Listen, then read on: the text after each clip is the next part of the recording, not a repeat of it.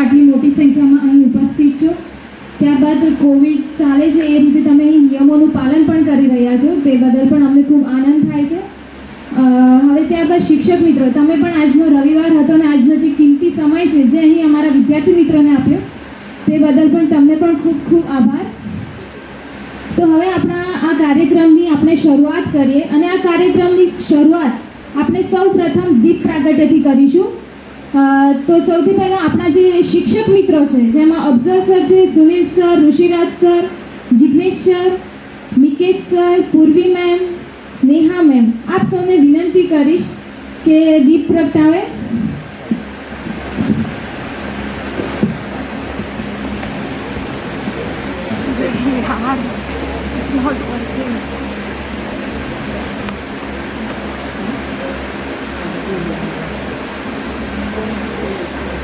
दीप ज्योति परम ज्योति, दीप ज्योतिर्जनार्दनम्, दीपो हरतु मे पापम्, दीप ज्योति नमोस्तुते, शुभं करोतु कल्याणम्, आरोग्यं सुख संपदा, द्वेष बुद्धि विनाशाय, आत्मज्योति नमोस्तुते, आत्मज्योति प्रदीप्ताय, ब्रह्मज्योति नमोस्तुते. खूब खूब आभार सर तमारो.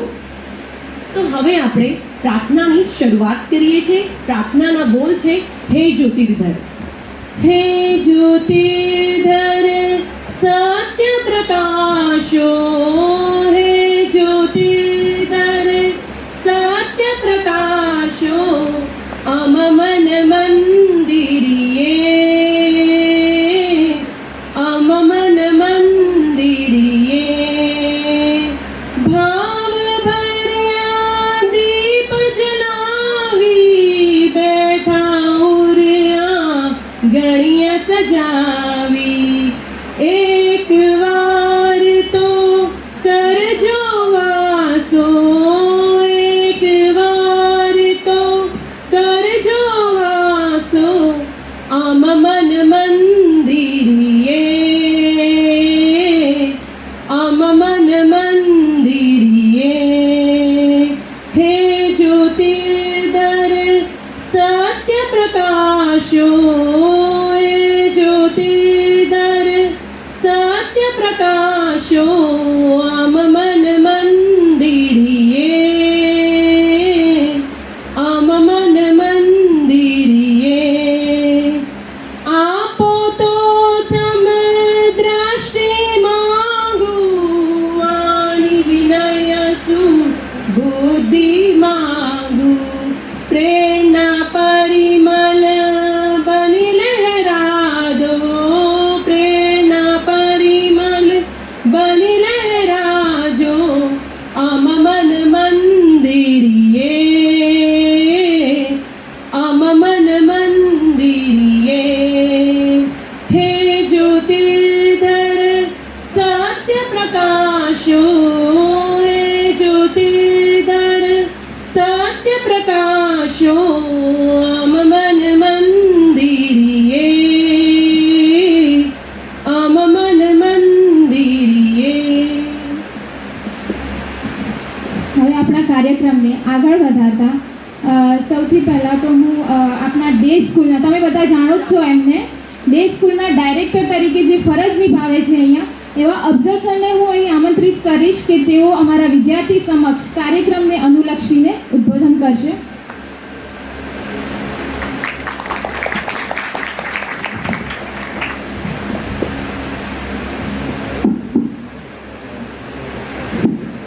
તમે બધા માસ્ક પહેરી રાખજો, એટલે ના પહેર્યું તો ચાલશે, કેમ કે જે વિજ્ઞાન એમ કહે છે એમ જે કોરોનાની વાત થાય છે, સોશિયલ ડિસ્ટન્સ આપણે રાખશું તો કદાચ વાયરસ હશે તો પણ આપણને અસર કરશે નહીં. અને સૌ પ્રથમ તો ખરેખર અહીં જેટલા ઉપસ્થિત છે એ લોકોને મારે ધન્યવાદ દેવા પડે, કેમ કે અત્યારે લગભગ કોરોનાના સમયમાં બધાને આળસ બહુ થઈ ગઈ છે, હા ને. અને આજકાલ તો આપણે જમવાનું પણ ઓનલાઈન મગાવતા થઈ ગયા છે, અને આવા બધા કાર્યક્રમની અંદર આવવું એમાં પણ ક્યાંક ને ક્યાંક ઘણા લોકોને હવે ત્યાં શું જવું, ચોમાસાનું વાતાવરણ છે, પાછો વરસાદ આવી જશે ને ભીંજાઈ જશું. ભીંજાઈ જાય તો જાણે માટીના કેમ બનેલા હોય એને કે પીગળી જશે, તો એવું થવાનું નથી. એટલા માટે પહેલાં તો બધાને ધન્યવાદ આપું છું, મારા શિક્ષકો મિત્રોનો પણ હું આભાર વ્યક્ત કરું છું કે તમે બધા ટાઈમ પર અહીં પહેલાં તો ઉપસ્થિત રહ્યો. હવે વાતની શરૂઆત આપણે કરીએ. મારી જે સ્પીચ છે એના મેં 3 ભાગ પાડેલા છે. પહેલાં મારે થોડી જનરલ વાત કરવી છે, પછી તમને હું એક PDF બતાવીશ, જે PDFમાં ખાસ કરી અને બાયોલોજીનો પોર્શન આપણે થોડો વધારે રાખશું. સુનિલ સર આપણે મેથ્સની થોડી માહિતી આપશે, અને પછી અગેન પાછી આપણે થોડી જનરલ ડિસ્કશન કરશું.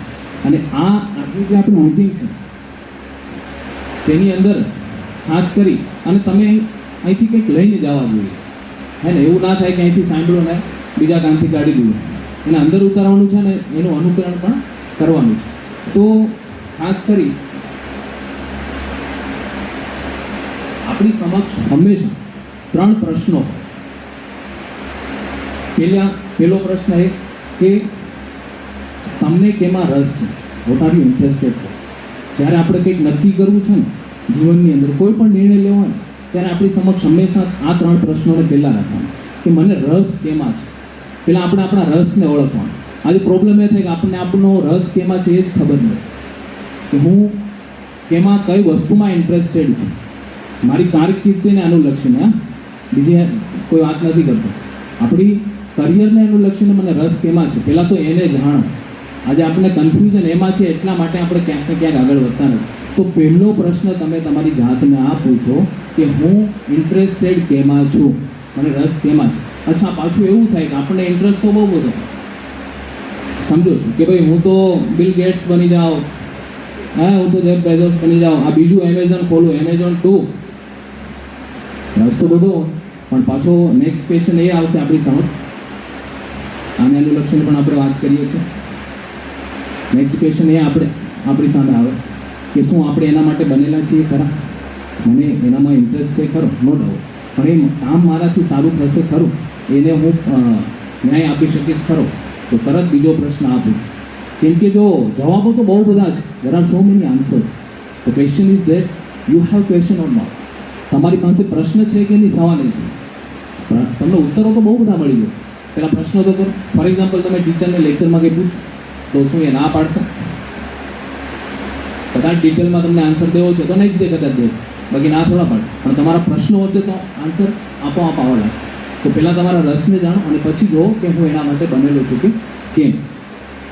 હવે પાછું થાય એવું કે આપણે જે માર્ગ તરફ આગળ વધી રહ્યા છીએ શું એ આપણાથી થશે ખરું?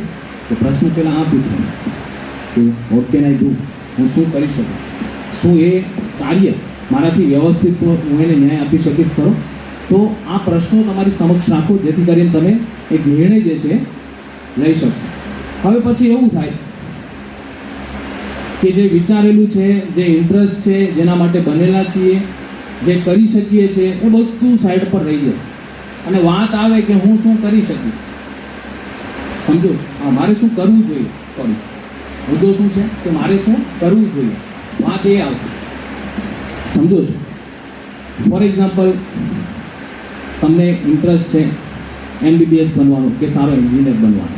અચ્છા, તમે એ પણ જાણો છો કે એ મારાથી સારી રીતે થઈ શકશે અને તમે એ પણ જાણો છો કે હું એને સારો ન્યાય આપી શકીશ, એ કામ માટે હું બનેલો છું, તમે એ પણ જાણો. આ બધાના જવાબ તમને મળી ગયા. પણ પાછું અગેન થાય એવું કે MBBSમાં એડમિશન તો મળે છે but college is charging almost 40 lakh. કેટલા ચાર્જ કરે છે? 40 લાખ. એના માટેના હું તમને હમણાં બધા ડેટા બતાવીશ ને ખબર પડશે કે કઈ કોલેજમાં કેટલી ફી હોય, ગવર્મેન્ટ સીટ કેટલી, ફ્રી કોટા ટૂંકમાં કેટલા હોય, સેલ્ફ ફાઇનાન્સ કોટા કેટલા છે, મેનેજમેન્ટ કોટા કેટલા.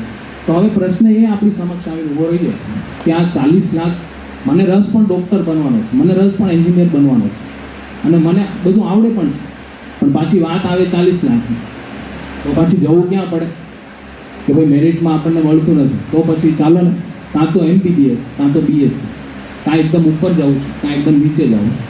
હવે this is so cold up and down. આ તથાકથિત ઉપર અને નીચે છે ને, પાછું એમ ડિગ્રી ઉપર પણ નહીં જાય.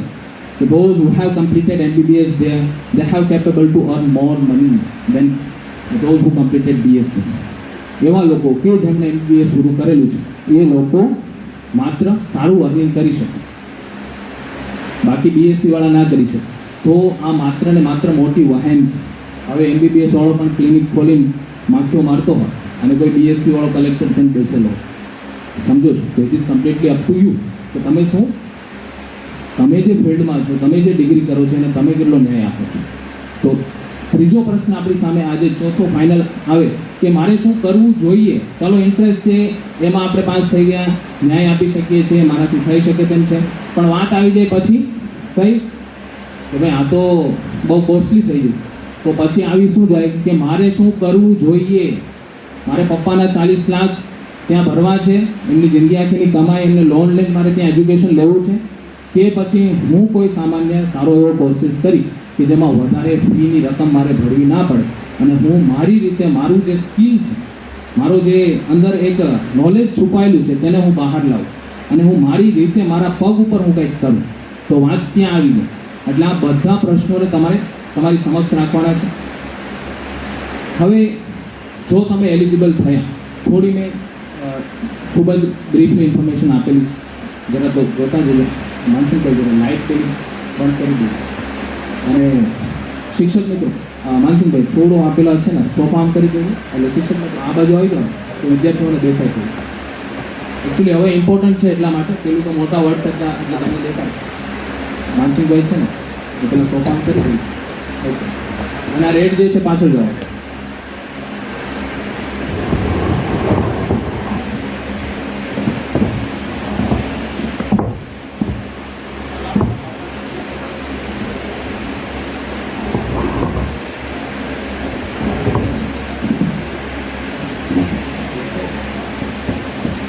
ઓકે, તો આપણી સમક્ષ પહેલાં તો બોર્ડનો કટઓફ આવે, પછી તો આ JEE નીટનું આવે. ફોર એક્ઝામ્પલ બાયોની વાત કરીએ તો માત્ર નીટનું આવે, કેમ કે આપણે કોમ્પિટિટિવ એક્ઝામિનેશન ઉપર જ મેન આપણું ભારણ હોવું જોઈએ. અત્યારે બોર્ડનું રિઝલ્ટ તો શું છે કે બોર્ડનું રિઝલ્ટ ક્યાંક ને ક્યાંક માત્ર આપણને વહેમ રહે એ પ્રકારની સિચ્યુએશન થઈ ગઈ છે. એગ્રીકલ્ચર છે, ફિશરીઝ છે, ફિઝિયોથેરાપી છે, ખાસ કરીને બી ગ્રુપની વાત કરું તો તેની અંદર જ કંઈક ઇમ્પોર્ટન્ટ છે. બાકી તો નીટ JEE અગત્યની વસ્તુ છે. તો હવે એક કટ ઓફ તમારો બોર્ડમાં ખૂબ ચાલો 90% આવ્યો, ફોર એક્ઝામ્પલ A1 ગ્રેડ આવી ગયો, 90% ઉપર આવી ગયો, અને પછી બોર્ડની અંદર સારું રિઝલ્ટ પણ JEE નીટની અંદર કંઈક તમે એવું કાચું કાપેલું, તો પછી તમને સારી એન્જિનિયરિંગ કોલેજમાં કે સારી મેડિકલ કોલેજમાં એ મળશે એવું જરૂરી નથી. ઇનફેક્ટ મળશે જ નહીં, 110% નહીં મળે. એટલે આપણે વિચારવાનું છે કે JEE નીટનું આપણા માટે ઇમ્પોર્ટન્સ કેટલું છે. હમણાં એ વાત ઉપર પણ આપણે આવીએ છીએ. જો તમારું સારું પરિણામ હશે તો અહીં તમે સ્ક્રીન પર જોઈ શકો કે તેના 2 ટાઈપ્સ, પેરામેડિકલ એન્ડ મેડિકલ. આપણે 12 સાયન્સ પછીની આ વાત કરીએ છીએ, હા, કે 12 સાયન્સ પછી તમારે શું કરવાનું. તો મેડિકલની અંદર ખાસ કરી MBBS છે, BDS છે, તેની ડિટેલ ઇન્ફોર્મેશન તો તમારી પાસે આઈ થિંક હશે જ. MBBS શું કરી શકે, ડેન્ટિસ્ટ શું કરી શકે. બાકી પેરામેડિકલની અંદર હોમિયોપેથી છે, આયુર્વેદિક છે, નેચરોપેથી છે, યુનાની છે. તો આ બધું વસ્તુ પેરામેડિકલની અંદર આવશે. અને મેડિકલ અને પેરામેડિકલ બંનેની અંદર ઇમ્પોર્ટન્ટ વસ્તુ શું છે, JEE અને નીટ. જ્યારે તમે એડમિશન લેવા જશો તો તમને કહેશે કે JEE અને નીટની અંદર તમારે ટૂંકમાં એના આધારે તમારું પરિણામ, તમારો કટ ઓફ જે છે એ ડિસાઇડ થશે. હવે એક વિદ્યાર્થી તરીકે તમારે સફળ થવું હોય તો શું કરવું જોઈએ એ મેં જરા આમાં 4-5 પોઈન્ટ તેના લખેલા છે. હવે અત્યારે મારું કામ જે છે ને એ તમારી સમક્ષ પોઈન્ટ્સ મૂકવાનું છે, મુદ્દા મૂકવાનું છે. એટલે આ મુદ્દાને ખાસ તમે ફોકસ કરજો. પહેલો પોઈન્ટ મેં લખેલો છે કે નો યોર પોટેન્શિયલ. તમારી ક્ષમતાને તમે ઓળખો. ઘણી વખત વિદ્યાર્થી મિત્રો શું થાય ખબર કે આપણને ખબર જ નથી કે આપણી અંદર શું સામર્થ્ય છે. તમે લોકો કેટલા સામર્થ્યવાન છો એનો જ તમને આઈડિયો નથી. અને જ્યારે આ તમે તમારી ક્ષમતાને જો નહીં ઓળખો તો તમારા શિક્ષકો, તમારા મા બાપ, સમાજ શું ઓળખવાનું. આજે તમે લોકો ભૂલ ક્યાં કરો છો, ત્યાં જ મોટી ભૂલ કરો છો કે આપણને ખબર જ નથી કે હું શું કરી શકું છું. પેલા વાંચીને તો જુઓ, મહેનત કરીને તો જુઓ. તો 100% પરિણામ આવશે. અને અહીં જે મેં કી ટુ સક્સેસના પોઈન્ટ્સ લખેલા છે એ કી ટુ સક્સેસ એટલે વિદ્યાર્થી માટે છે. બાકી ઘણા લોકોને તો અત્યારથી જ એવું હશે કે હું બહુ મોટો પોલિટિશિયન બની જાઉં, કે હું બહુ મોટો બિઝનેસમેન બની જાઉં, હા ને, આ પેલા અદાણી અંબાણી બધા મારી પાછળ રહી જવા જોઈએ. અત્યારથી ઘણાને એવું હશે.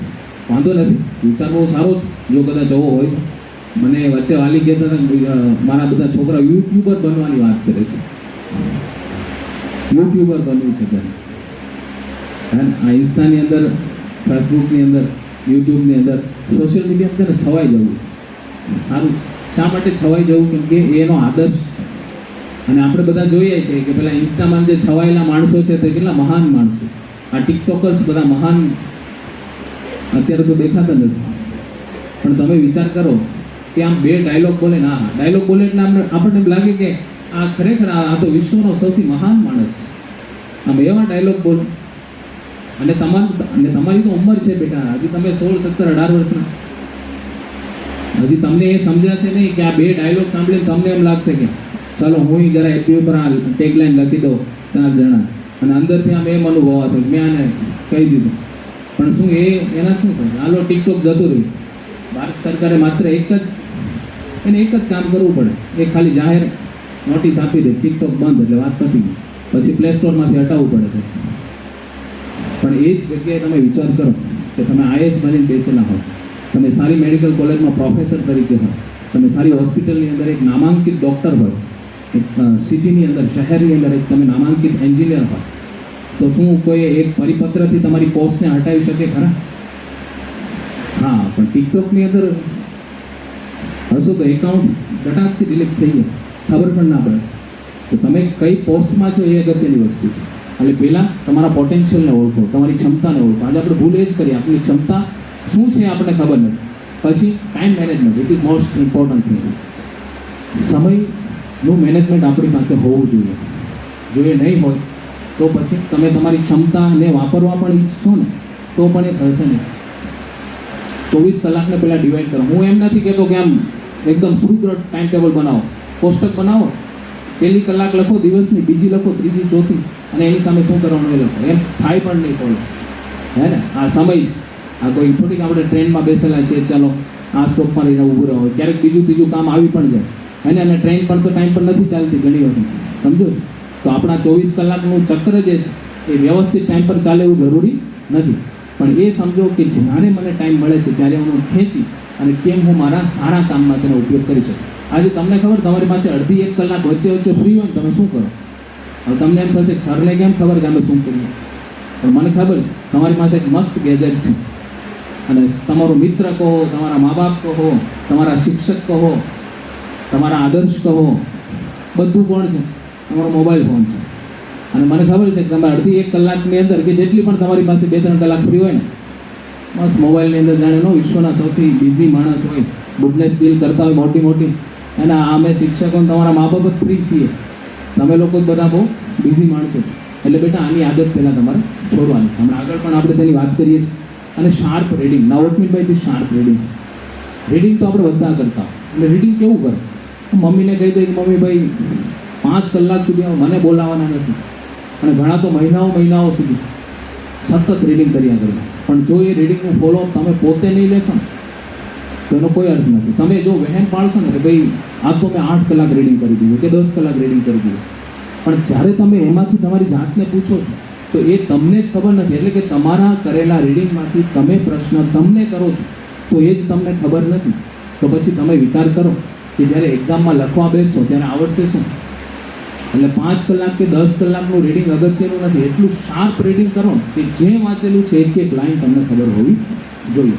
તો રીડિંગ આપણે કેવું કરવાનું છે? એકદમ શાર્પ રીડિંગ કરશું. અને નોટ્સ ખાસ બનાવવાની છે દરેક વિષય. અત્યારે આપણે આના ઉપર જ વધારે ફોકસ કરશું કેમ કે આ જ અગત્યની વસ્તુ છે.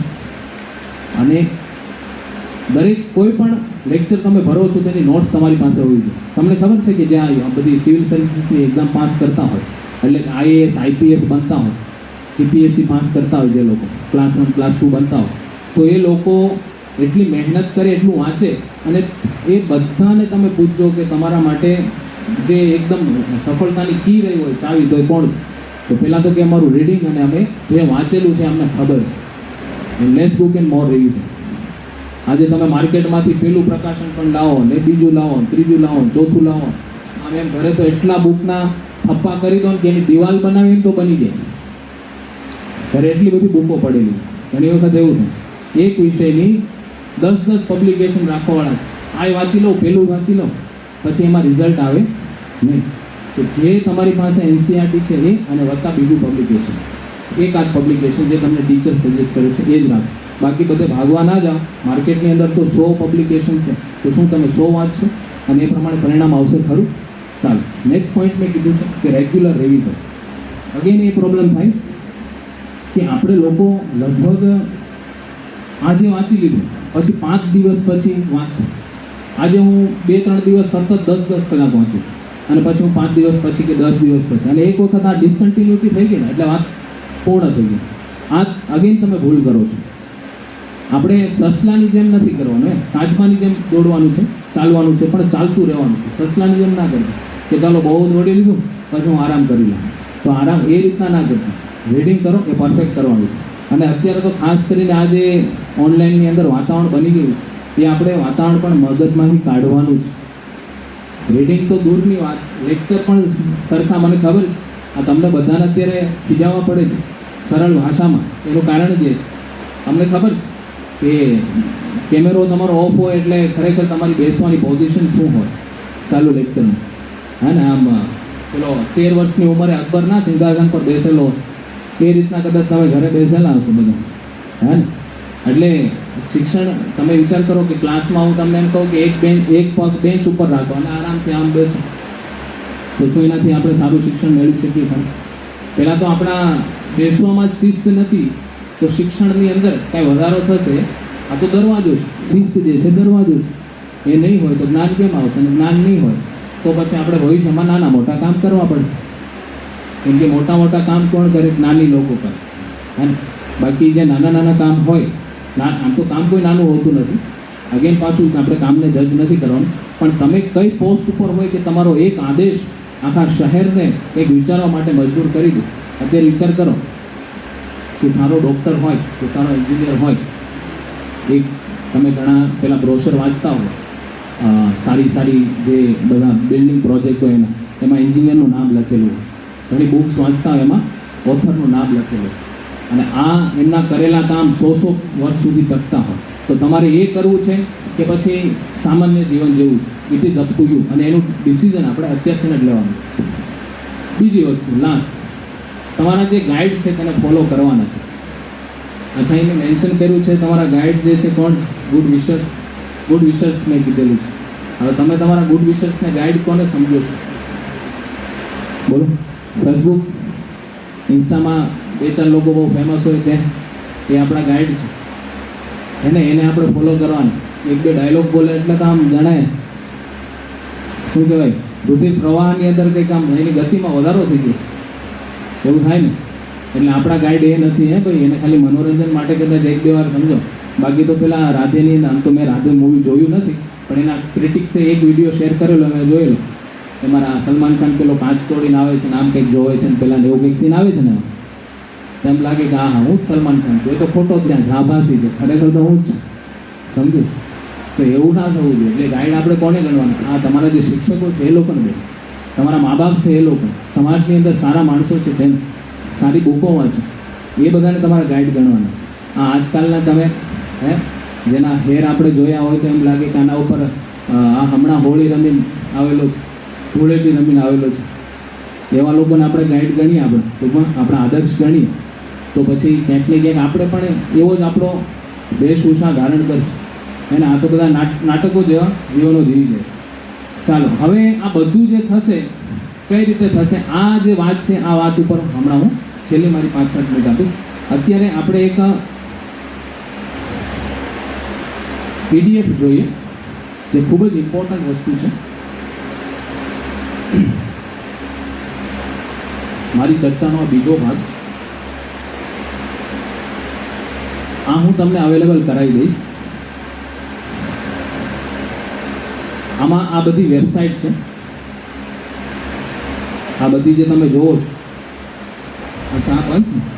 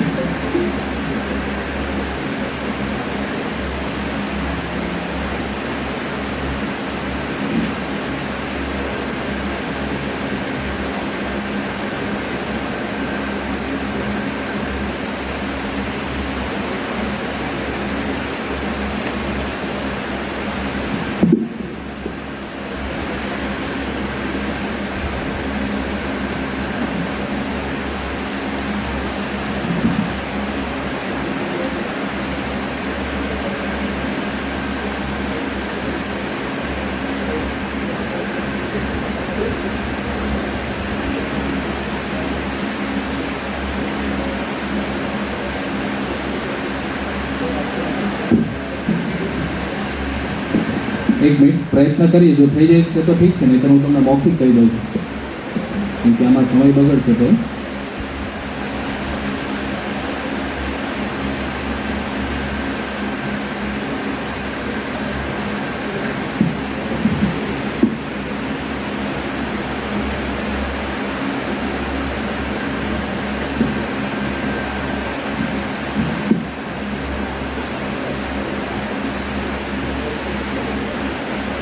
Okay, now it is visible, right. હવે અહીં તમે જોઈ શકો છો કે બધી આ જે છે ને આ બધા સાઇટ બાયોના સ્ટુડન્ટ વધારે ફોકસ કરશે. સુનિલ સર હમણાં તમને મેથ્સની ઇન્ફોર્મેશન આપશે. આ બધી વેબસાઇટ આ હું તમને અવેલેબલ કરાવી દઈશ. આ વેબસાઇટ ઉપર તમને બધી ડિટેલની અંદર માહિતી મળી જશે આ વેબસાઇટની અંદર. અને ખાસ કરી આપણે બધા લોકો પૂછીએ કોને ખબર કે નીટના ફોર્મ બહાર પડેલા છે, ગુજકેટના ફોર્મ બહાર પડેલા છે. આપણે બધા એકબીજાને પૂછીએ ને, આપણા ભારતની અંદર એક મેં વચ્ચે જોક્સ બહુ સરસ મજાનો સાંભળેલો કે પેલા અમે આમ તો એવું પૂર્વગ્રહ બાંધવાની જરૂર નથી, આ તો હું તમને વાત કરું છું કે પેલા યુએસએની અંદર લાઇટ જાય એટલે વીજળી જતી રહી, લાઇટ જતી રહી તો શું કે પેલા જે સંભાળતા હોય વીજળીની ઓફિસ જ્યાં હોય ઇલેક્ટ્રિસિટીની એને ફોન કરે કોઈ પ્રોબ્લેમ શું છે. જાપાનની અંદર જાય તો પેલું ફ્યુઝ ચેક કરે, બોર્ડ ચેક કરે કે આપણે કંઈ વાંધો નથી.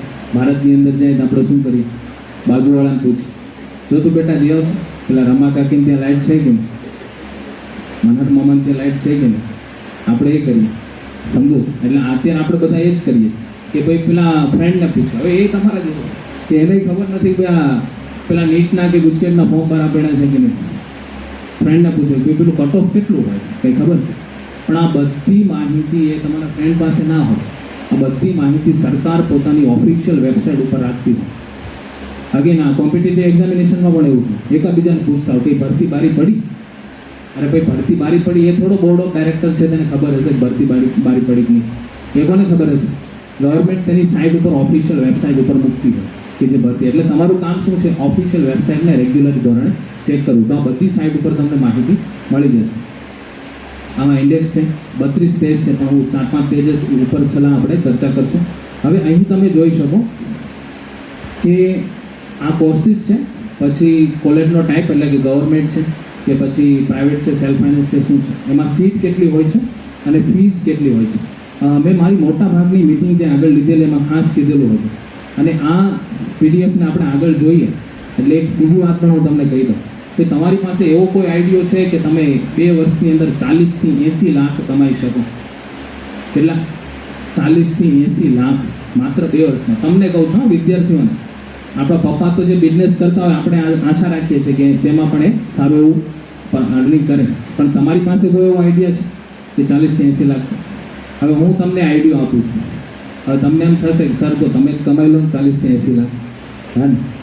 પણ હવે હું 11-12 નથી કરતો, ત્યારે કદાચ કોઈક મને આ શબ્દ કહેવાવાળું હોત ને કે તમને 40 થી 80 લાખ તમે કમાઈ શકો તો કદાચ ત્યારે હું મારી મહેનતમાં વધારો કરે. એટલે અત્યારે હું તમને કહું છું તમે 40 થી 80 લાખ કમાઈ શકો અને તમારા પપ્પાને એકદમ ગર્વ થાય એવું તમે કામ કરી શકો છો. એ 5 જણાને વાત પણ કરે મારો છોકરો તો ત્યાં છે કે મારી છોકરી તો ત્યાં છે, એ તમે કરી શકો છો. તમારી અંદર એક ક્ષમતા છે. તો આજે આપણે વાત કરી 40 થી 80 લાખ કમાવા કેમ, હે ને? કેશ નહીં આવે, ઓકે, કે બીજા તમારા ભરી દેશે. તમારે જ્યાં ભરવાના છે એ સરકાર ભરી દેશે. એટલે આ કેસ જેવું જ થયું. ઉદાહરણ તરીકે તમે શોપ પર કંઈક વસ્તુ લેવા જાઓ છો, ડીમાર્ટમાંથી કે ગમે ત્યાંથી લેવા ગયા, 5000નું બિલ થયું, કોઈ મહાન માણસ આવી અને તમારા 5000 પે કરી દે છે, તો આપણને આનંદ થાય ને, અને ખરેખર 5000નો ફાયદો થયો. તો હવે એવું જ કંઈક થવા જઈ રહ્યું છે, આપણે જોઈએ આગળ. તો આ સીટોની આપણે વાત કરતા હતા. ગવર્મેન્ટ કોલેજીસની અંદર કેટલી સીટ છે જોઈ શકો, 1408. મેડિકલની વાત કરું, પછી જે ફોર એક્ઝામ્પલ સ્વીમેર છે, બીજી એસએમસી દ્વારા સંચાલિત, બીજી એ પ્રકારની ગવર્મેન્ટ કોલેજમાં પણ પાછા સેલ્ફ ફાઇનાન્સ કોટા હોય એ પ્રકારની. તો એની અંદર કેટલી સીટ છે? 16. હવે તમે વિચાર કરો એ ફીસ કેટલી છે, દેખાય છે ને? 25,000 જેટલી ફીસ ગવર્મેન્ટની અંદર. એક વર્ષની 25,000, 25 થી 60 વેરિયન્ટ હોય. એક વર્ષની માત્ર 30 ગણો, એમાં તમને બીજી સ્કોલરશીપ પણ મળતી હોય. એટલે આપણે 30-35 જેવી ગણી. એક વર્ષની કેટલી ફી? 30 થી 35,000. હવે એ જ જગ્યાએ જે આપણી બધી એસએમસી સંચાલિત હોય કે બીજી કોર્પોરેશન દ્વારા સંચાલિત હોય કે ગવર્મેન્ટની અંદર એવા પ્રાઇવેટ કોટા હોય, તો એની અંદર ફીસ કેટલી હોય? 3 લાખથી લઈને 8 લાખ. હમણાં હું સુરતની એસએમસીની દ્વારા સંચાલિત જે આપણી સ્વીમેર કોલેજ છે એની વાત કરું તો 7.91 લાખ જેટલા, એટલે 7,91,000 જેટલી એમાં ફી છે. સમજો છો? એ જ જગ્યાએ તમે આપણી જે મેડિકલ કોલેજ ગવર્મેન્ટ તેની અંદર 20-30,000 ફી, તો આપણે આગળ આમાં પણ આવશે, એ પણ આપણે ચર્ચા કરીએ. ફીસ તમે ખાસ જોતા જજો. સેલ્ફ ફાઇનાન્સ કોલેજમાં સીટ કેટલી છે? 2500 જેટલી સીટ, અને ફીસ કેટલી છે? 5 લાખથી લઈ અને 18 લાખ પર યર. કેટલી? 5 લાખથી લઈ અને 18, minimum 5 lakh self finance official કે જે ગવર્મેન્ટ અલાઉ કરે છે એટલી ફી હોય. એટલે આ સીટો ખાસ જોવાની છે. આ રીતે તમે બીડીએસનું જોઈ શકો, આયુર્વેદિકનું જોઈ શકો, હોમિયોપેથીનું જોઈ શકો, પછી ફિઝિયોથેરાપી છે. આગળ બધી તમે ડિટેલમાં ચર્ચા કરી શકો, પણ અત્યારે આપણે થોડું સુપરફિશિયલી વાત કરીએ. હવે કટ ઓફની વાત કરીએ કે કટ ઓફ કેટલો અટકતો હોય. ખાસ કરીને વિદ્યાર્થીઓને એ મોટો પ્રશ્ન હોય, જે બાયોના વિદ્યાર્થી છે ખાસ કરી. અને આ વસ્તુ પાછા મેથ્સનાને પણ લાગુ પડે છે. ભલે કદાચ એને નીટની જગ્યાએ એને JEE મૂકીને વાત કરવાની છે, સમજો છો?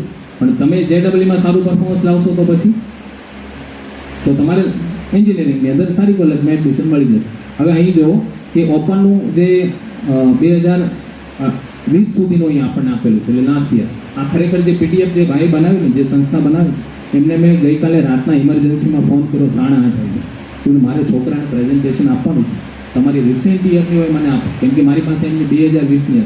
અને એ પણ ખૂબ જ ટૂંકમાં ખરેખર સારા વ્યક્તિ કહેવાય કે આપણને ઇમરજન્સીમાં વોટ્સએપ મને કરી પણ દીધું. તો વોટ્સએપની અંદર આવા મેસેજીસ પણ આપણે લઈ શકીએ ને, એ આપણા ઉપર આધાર રાખે છે. તમે એમાં ઇમ્પોર્ટન્ટ વસ્તુ જોવો છો કે પછી એમાં સરસ મજાના વિડીયોઝ, ફોટોઝ, એમાં બહુ બધું આવતું, તો એ આપણા ઉપર ડિપેન્ડ કરે છે કે આપણે તેનો ઉપયોગ શું કરી શકીએ. તો ઓપનનું કટ ઓફ તમે જોઈ શકો. આ GR લખેલું છે ને, એ ગુજરાત રેન્ક છે, કે જેનો 963 સુધી હોય ગુજરાત રેન્ક. કેમ કે એક AIR આવે છે ને, ઓલ ઇન્ડિયા રેન્ક, એવો એક GR આવે, એટલે ગુજરાત રેન્ક. તો 963 સુધી હોય એને એડમિશન મળી જાય ઓપન કેટેગરીમાં ગવર્મેન્ટની અંદર. પછી માર્ક્સ તમે જોઈ શકો 583. નીટનું પેપર કેટલા માર્ક્સનું હોય? 720. કેટલા? 720 એમાં મિનિમમ 583 સુધી 2020માં અટકેલું. જો 19માં 523, 18માં 473. એટલે you can see the competition is rising and rising.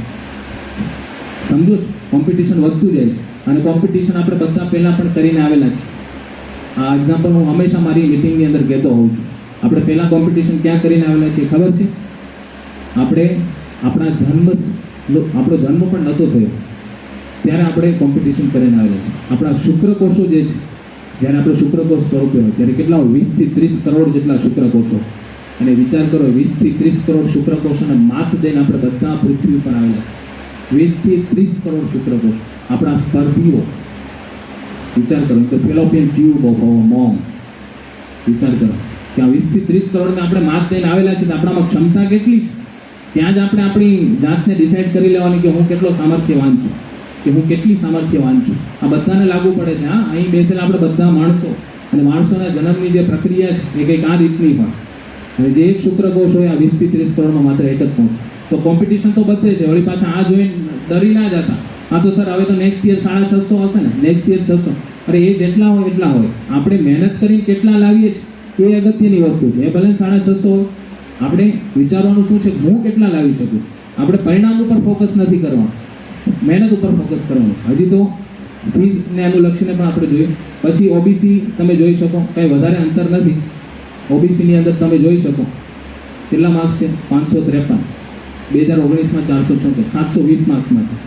એસસીની અંદર 491, એટલે એટલું બધું કંઈ ખાસું અંતર છે ને. આ એસટીમાં થોડું પાછું વધારે અંતર થઈ જાય, સમજો છો. પણ તમે ધારો તો 583 પણ આવી શકે. આ કટ ઓફ આના ઉપર અહીં સુધી હોય એને ટૂંકમાં ગવર્મેન્ટમાં મળી જાય.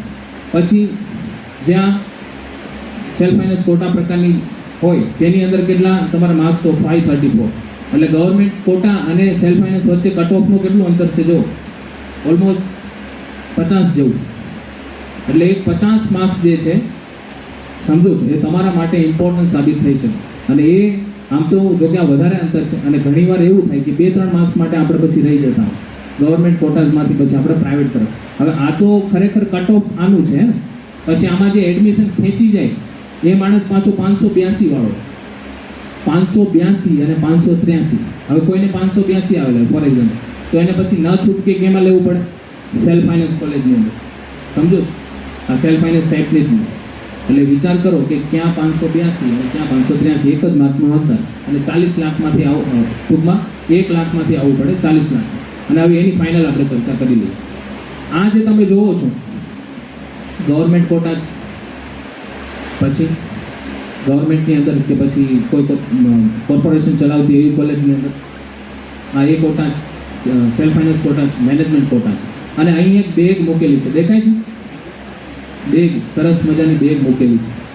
એ બેગ કેની છે, પૈસાની બેગ છે, હે ને, રકમની બેગ છે. અહીં કેટલા લખેલા છે, 83 લાખ દેખાય છે ને. અને અહીં કેટલા લખેલા છે,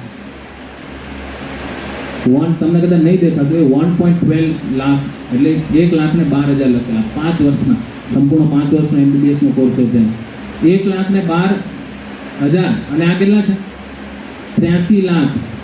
તો વિચાર કરો કે તમે 5 વર્ષમાં, એટલે વર્ષના આ કેટલા થયા, આમ જોવા જાઓ તો કેટલા થયા, 20-30 હજાર થયા, 25,000 જેવી રકમ થઈ. આ 1,12,000. એટલે ગવર્મેન્ટ કોટામાં જો તમને એડમિશન મળે તો વર્ષની કેટલી ફી હોય, 20-25 હજાર, હે ને. એટલો તો આપણો પોકેટ ખર્ચ હોય વર્ષનો. એનાથી વધારે આજકાલ તો પેટ્રોલ જ ભાઈ 100 રૂપિયાનું થઈ ગયું છે. એના ઉપર આપણે વિશેષ ચર્ચા નથી કરવી અત્યારે. તો વિચાર કરો કે એ અત્યારે આપણી પોકેટ મની જેટલી હોય. અને આ તમે વિચાર કરો કે ક્યાં 1 લાખ અને ક્યાં 83 લાખ. અને કટ ઓફ જુઓ, કટ ઓફ કેટલો છે, 583 નીટમાં. અને એની જગ્યાએ જો તમારે 347 આવ્યા હોય તો પછી આ 83 લાખ જેવા આપણે ભરવા હોય તો ફરજિયાત નથી, સમજો છો. તો જે મેં તમને સૂત્ર હમણાં દીધું કે તમે કમાઈ શકો છો, તો એ કેમ તમે કમાઈ શકો એ તમારા ઉપર. આ શું 583 વાળો માણસ કંઈ એવી એની પાસે ખાસ સ્ટ્રેટેજી હશે ખરા, એ તમારામાંથી જ હોય ને. કે કોઈ એલિયન હશે 600 માર્ક્સ લાવવાવાળા, 650 માર્ક્સ લાવવાવાળા, એ તો મંગળ ઉપરથી આવેલા જ ભાઈ, હે. એ આપણામાંના છે જ નહીં. એ તો શક્ય જ નહીં હોય કે આપણા માણસે કરી શકે. આ તો બધા મંગળના માણસો, એટલે એ જ આ મંગલ કામ કરી શકે. એવું નથી ને, આપણામાંથી જ આવેલા છે ને. તો તમે પણ હોઈ શકો, યસ ઓર નો, હા તો પાડો. હા, કંઈક આમાં ઉર્જા દેખાવી. પહેલાં તો કંઈ થશે મારાથી, એ વિચાર પહેલાં તો અગત્યનો. આજ આપણે બધાએ શું સ્વીકાર લીધું કે મારાથી આ થવાનું જ નથી. અચ્છા, થવાનું જ નથી તો એક પ્રયત્ન પણ નહીં કરો ને. તમે એવું વિચારશો કે નહીં હું કરી શકીશ તો થશે, બાકી તો તમે એના તરફ પ્રયત્ન પણ નહીં કરો. હવે વાતો તો કરવા જેવી બહુ છે, અને આ પણ ઘણી બધી વસ્તુ આમાં ડિટેલમાં બીજી વસ્તુ છે હું તમને શેર કરી દઈશ. અને આખી PDF તમે નિરાંતે વાંચો. કંઈ પ્રશ્ન હોય તો પછી મને કહેજો. અંતે પાછી હું 2-5 મિનિટ તમને થોડી માહિતી આપીશ. સમયની આપણી પાસે અનુકૂળતા નથી, એટલે નેક્સ્ટ સેશન આપણે જ્યાં સુનિલ સરનું લઈ લઈએ, પછી ઋષિરાજ સર આપણી સાથે આવશે. અને 15-20 મિનિટ જેવો સમય હજી આપણે રાખીએ છીએ, પછી આપણે મિટિંગનો અંત કરશું. ઓકે. અને કોઈ કંઈ બાદ પ્રશ્ન હશે તો લેશું. સુનિલ સર.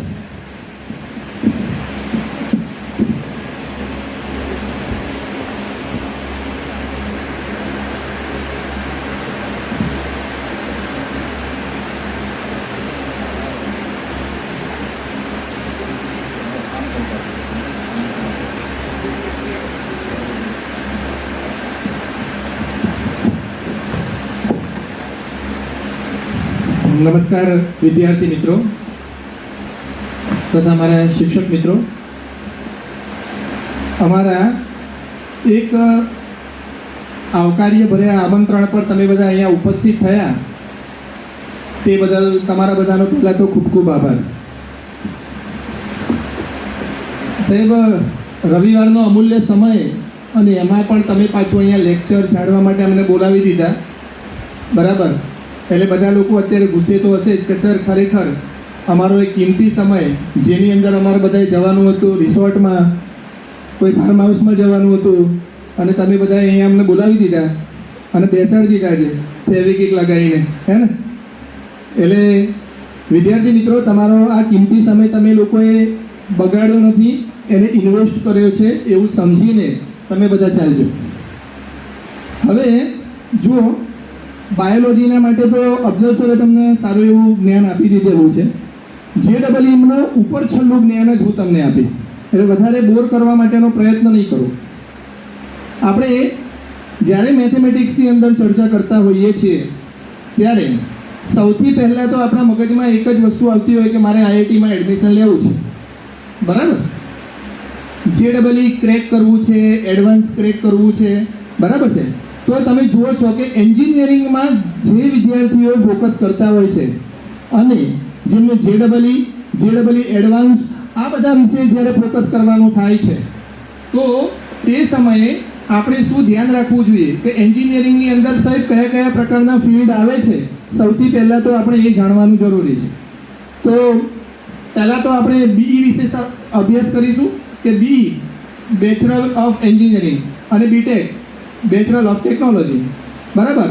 મિત્રો 4 વર્ષનો કોર્સ આવે છે આ, અને 4 વર્ષની અંદર ઘણા બધા બાળકો civil engineering, computer engineering, electrical engineering, electronics engineering, mechanical engineering આ બધામાં જઈ શકતા હોય છે.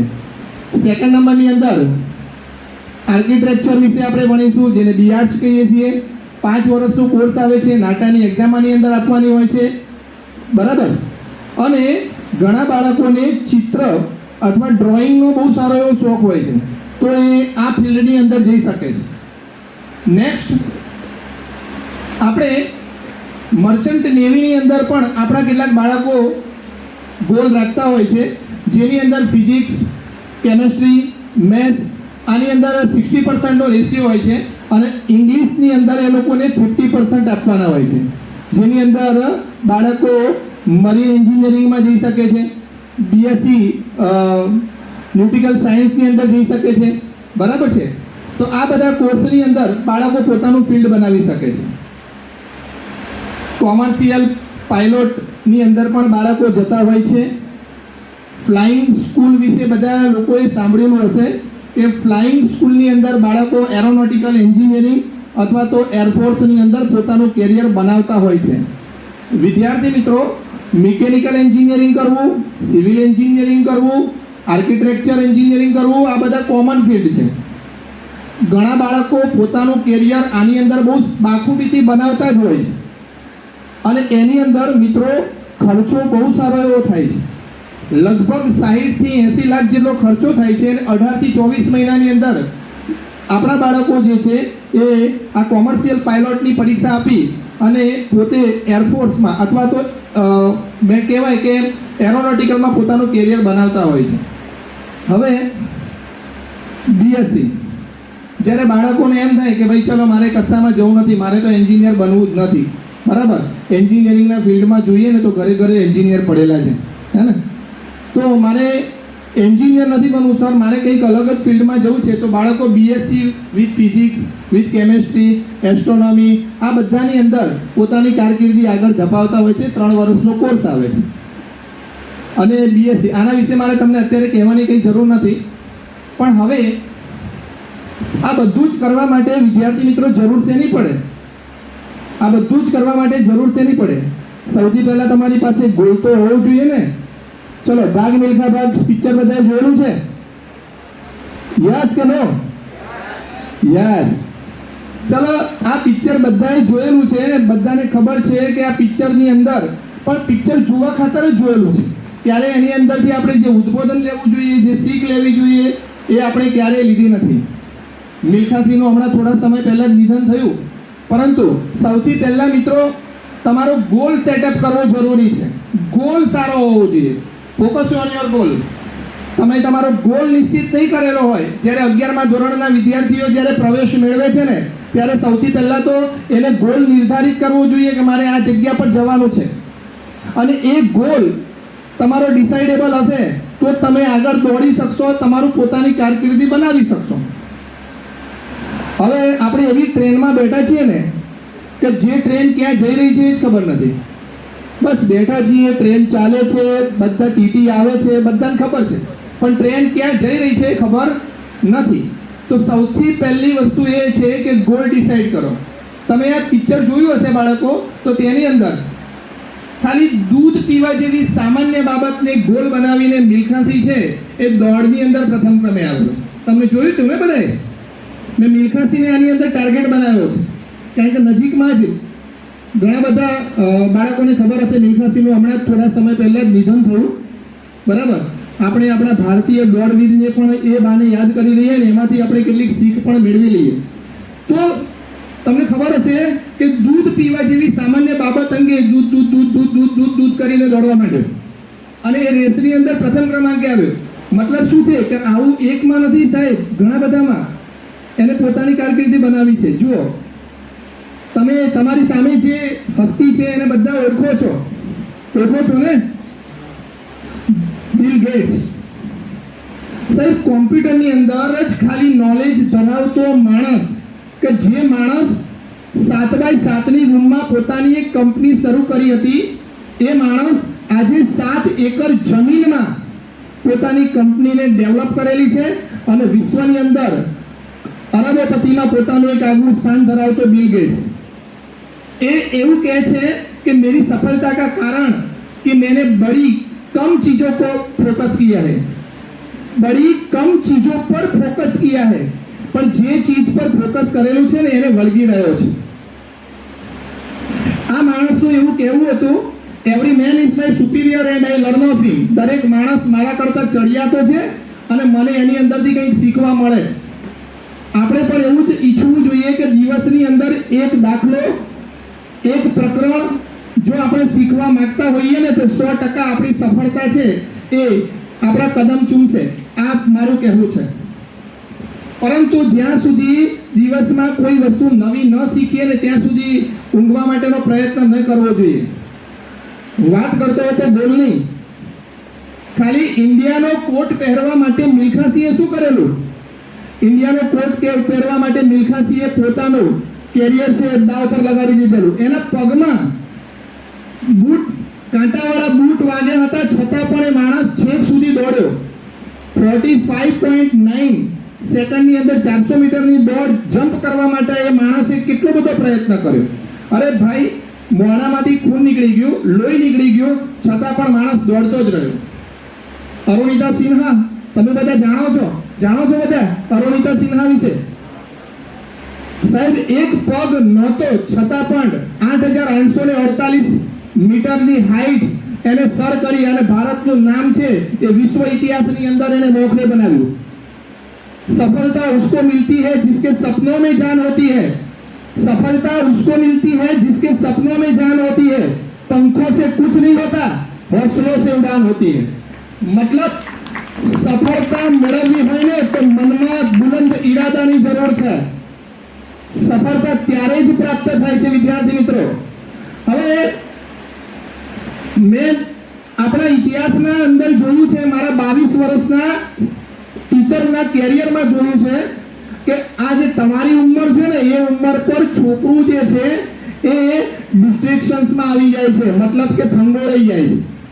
શેમાં ભંગોળાઈ જાય છે? આ મિલ્ખાસિંહ ભંગોળાઈ ગયો તો ને, બ્રિટનમાં ગયો તો ત્યાં આગળ પેલી ગોળીની પાછળ પડી ગયો, હે ને, બિયરની બોટલમાં પાછળ પડી ગયો.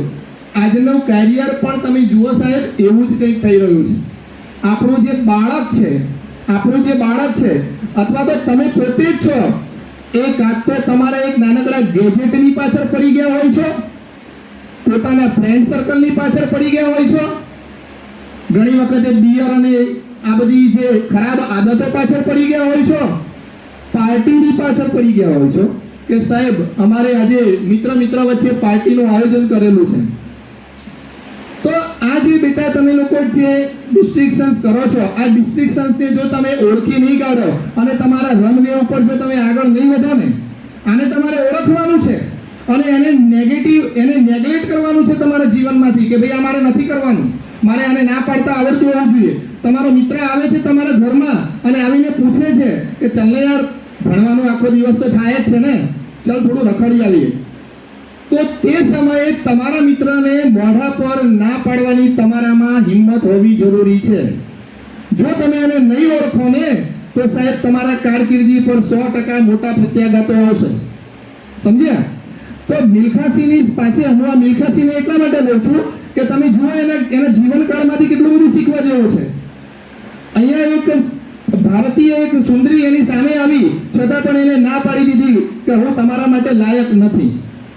આજે તમે શું તમારા સોશિયલ મીડિયાને માની લો કે સોશિયલ મીડિયામાં વોટ્સઅપ લઈ લો, ફેસબુક લઈ લો, શું તમે એને ના પાડી શકશો?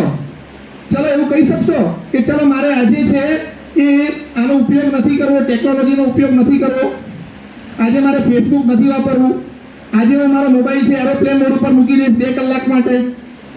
નહીં સાહેબ, એ તો નહીં થાય. અને છતાં પણ તમારે સફળતા પ્રાપ્ત કરવી છે તો એ શક્ય નથી. માટે તમે તમારા મોબાઈલને અથવા તો તમારા પોતાના મનને એવું ટ્રેન કરો કે જેના કારણે કે તમે આજે 2 કલાક મોબાઈલને ટચ પણ નથી કરવાના, યુઝ જ નથી કરવાના. એને એરોપ્લેન મોડ ઉપર અથવા ડીએનએ મોડ ઉપર મૂકી દો થોડી વાર માટે. આટલી જો તમે કેળવણી રાખશો ને તો 100% 11-12 સાયન્સની અંદર આઈઆઈટી ફિલ્ડ તમારી બિલકુલ નજીક છે. મેં મારા જીવનમાં ઘણા બધા માણસોને એવી રીતે જોયેલા છે કે આવીને શિખામણ આપે. આવીને શું શિખામણ આપે ખબર છે? પોતે તો એજ્યુકેટેડ હોય નહીં અને પાછા આવીને એમ કે ખરેખર આ ટ્યુશન સારું છે, તમારા છોકરાને મિકેનિકલ લાઈન લેવડાવવી જોઈએ. હવે હકીકતમાં એ છે એ નાનકડી કરિયાણાની દુકાન જ ચલાવતો હોય કે પોતે તો ભણેલો છે જ નહીં, પરંતુ બીજાનું જોઈને એને શિખામણ આપવાનો પ્રયત્ન કરી રહ્યો છે. અહીંયા તમે જોઈ શકો છો કે જ્યારે પાકિસ્તાનની અંદર મિલ્ખાસિંહે જ્યારે દોડની રમત કરવાની હતી એ વખતે એના મગજમાં નેગેટિવ થોટ્સ નાખવાવાળા ઘણા બધા હતા, પણ છતાં એને શું કર્યું? એ નેગેટિવ થોટ્સને એવોઇડ કર્યા બાળકો અને પોતે પોતાનો કેરિયર તરફ ફોકસ કર્યું. તો આ એક આપણે જાણવાનું બહુ જ જરૂરી છે. તો આવા નેગેટિવ ડિસકન્વેન્સન્સી આવશે તમારી અંદર જીવનમાં અને તમારે એને દૂર કરી અને તમારા પ્રયત્નો આગળ વધારવાના છે. સેકન્ડ પોઈન્ટ ઓફ વ્યૂ બેટા કે તમારે લોકોએ તમારું સ્ટાન્ડર્ડ જે છે ને એને વધારવાનો પ્રયત્ન કરવાનો છે. તમે અહીંયા મેં 2 ફોટા મૂકેલા છે, તમને બધાને દેખાતા હશે કે સૌ પ્રથમ જ્યારે પણ મિલ્ખાસિંહ પોતાની ટ્રેનિંગ લેતો હતો ને ત્યારે એને પેલા મગ હોય ને એમાં પોતાનો પસીનો છે ને નીચોડતો હતો. શેમાં નીચોડતો હતો? મગમાં. પણ એને પોતાનું સ્ટાન્ડર્ડ ત્યાર પછી વધારી દીધું. પછી શેમાં નીચોડે છે? ડોલમાં. સમજાય છે? એટલે દિવસે જ્યાં સુધી તમે તમારું સ્ટાન્ડર્ડ છે એને ડેવલપ નહીં કરો, તમારા સ્ટાન્ડર્ડને રેઇઝ નહીં કરો, ત્યાં સુધી છે એ તમે જીવનમાં કંઈ જ નહીં કરી શકો. એટલે આપણું સ્ટાન્ડર્ડ જે છે એને રેઇઝ કરવું ખૂબ જ જરૂરી છે. કોઈ भी लक्ष्य इंसान के प्रयासों से बड़ा नहीं है, कोई भी लक्ष्य इंसान के प्रयासों से बड़ा नहीं है. हारा तो वो है जो इंसान कभी लड़ा नहीं है. એ જ માણસ જ્યારે હારેલો કહેવાય કે જે લડતો નથી. સમજાય છે? એટલે લડવું જીવનમાં જરૂરી છે. કપિલદેવના મને ઘણા બધા શબ્દો યાદ આવે છે મિત્રો, અને એ જ્યારે પણ આપણે આને એક મોટિવેટ સ્પીચ તરીકે પણ હું કપિલદેવને ઘણી વખતે મારી સ્પીચમાં લેતો હોઉં છું. કપિલદેવનું એવું કહેવું હતું કે 4 વાગે ઉઠવાનો સમય નથી. સુબહ 4 बजे उठने का टाइम नहीं है. 4 वागे उठवानो समय नहीं भाई, स्टेडियम पर होने का समय है. 4 वागे उठवानो समय नहीं, 4 वागे स्टेडियम पर होवा જોઈએ. मतलब કે 4 વાગે છે ને એ આપણે આપણી કારકિર્દી પ્રત્યે કેટલા સજાગ રહેવું જોઈએ. તમને ખબર છે અક્ષય કુમાર છે જે તમે આપણા બોલિવૂડની અંદર સારામાં સારો હીરો ગણીએ છીએ, એ પોતાના જીવનકાળ દરમિયાન 5 વાગ્યા પછી ક્યારે ઉઠ્યો જ નથી. એટલે એને કહેવાનો મિનિંગ સૂર્ય ઉગી ગયો હોય અને પછી તે ઉઠ્યો હોય તેવું બન્યું નથી. એટલે મિત્રો કંઈક અંશે આપણે એ જ કહેવાનું છે કે સફળતા મેળવવા માટે સિદ્ધાંતો પણ જરૂરી છે. સફળતા મેળવવા માટે પોતાનું એક સ્ટાન્ડર્ડ હોવું જોઈએ અને એ સ્ટાન્ડર્ડથી નીચે ન અવાય. હું મારા બાળકોને ઘણીવાર મારા લેક્ચરની અંદર પણ એવું કહેતો હોઉં છું કે જ્યારે હું ગરીબ હતો ને ત્યારે હું અહીંયા દીનદયાળ મંડળ આવે એના ચોખા ખાતો હતો. ધીરે ધીરે ધીરે મારું સ્ટાન્ડર્ડ મેં વધાર્યું. પછી હવે બાસમતી ચોખા ખાતો થયો, પછી ધીરે ધીરે એના કરતાં દાવત ખાતો થયો. હવે મારે એનાથી ઉપર જવાનું છે કે નીચે આવવાનું? જરા મને કહેશો. ઉપર જ જવાનું હોય ને ભાઈ, નીચે થોડું આવવાનું હોય. બરાબર છે. એટલે મારે મારા સ્ટાન્ડર્ડને ડેવલપ કરવું પડે. આગળ વધીએ મિત્રો. ઓળખો છો આ માણસને? બ્રુસ લી. શું કહેતો હતો ખબર છે? તમારે તમારા જીવનમાં એટલી બધી વાર પ્રેક્ટિસ કરવાની છે એક સબ્જેક્ટની.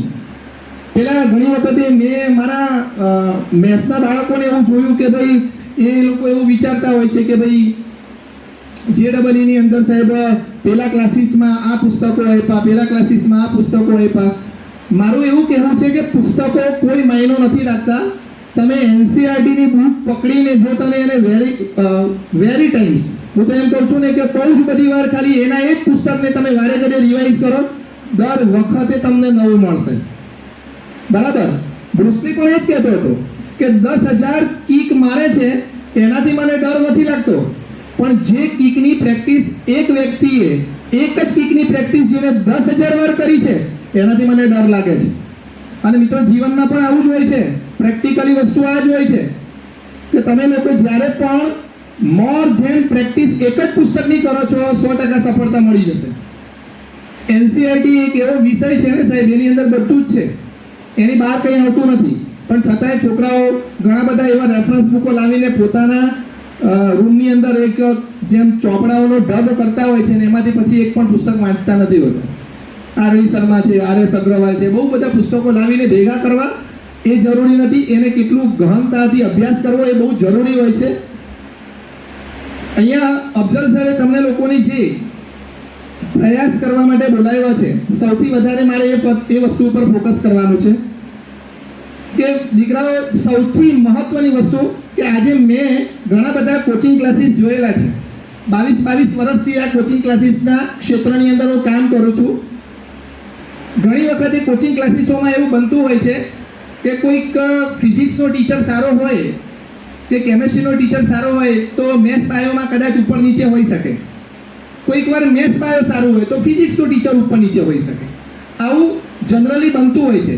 પરંતુ શું તમારા બધા જ સબ્જેક્ટ એક જ જગ્યા પર સારા હોય આવું બની શકે ખરું?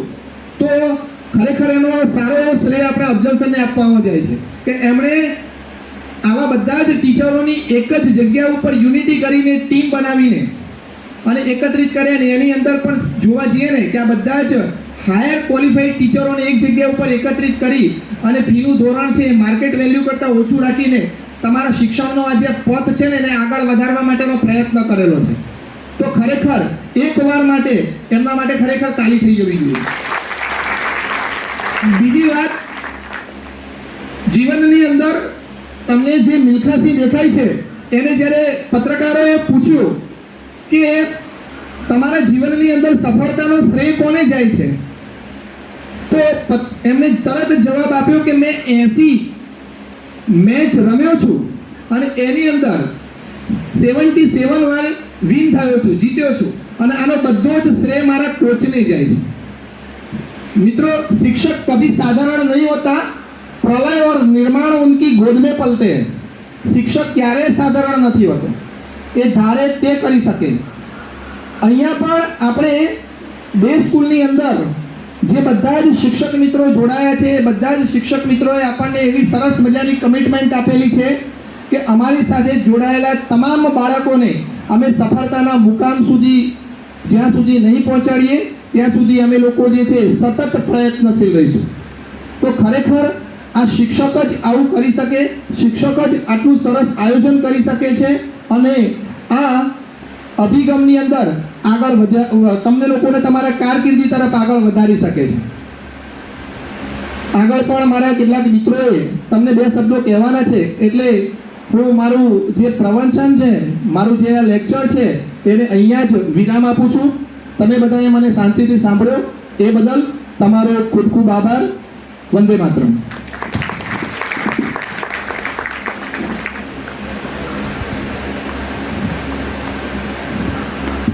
Thank you Sunil sir. ખૂબ જ સારી મોટિવેશનલ વાતો આપણે સુનિલ સરે કરી.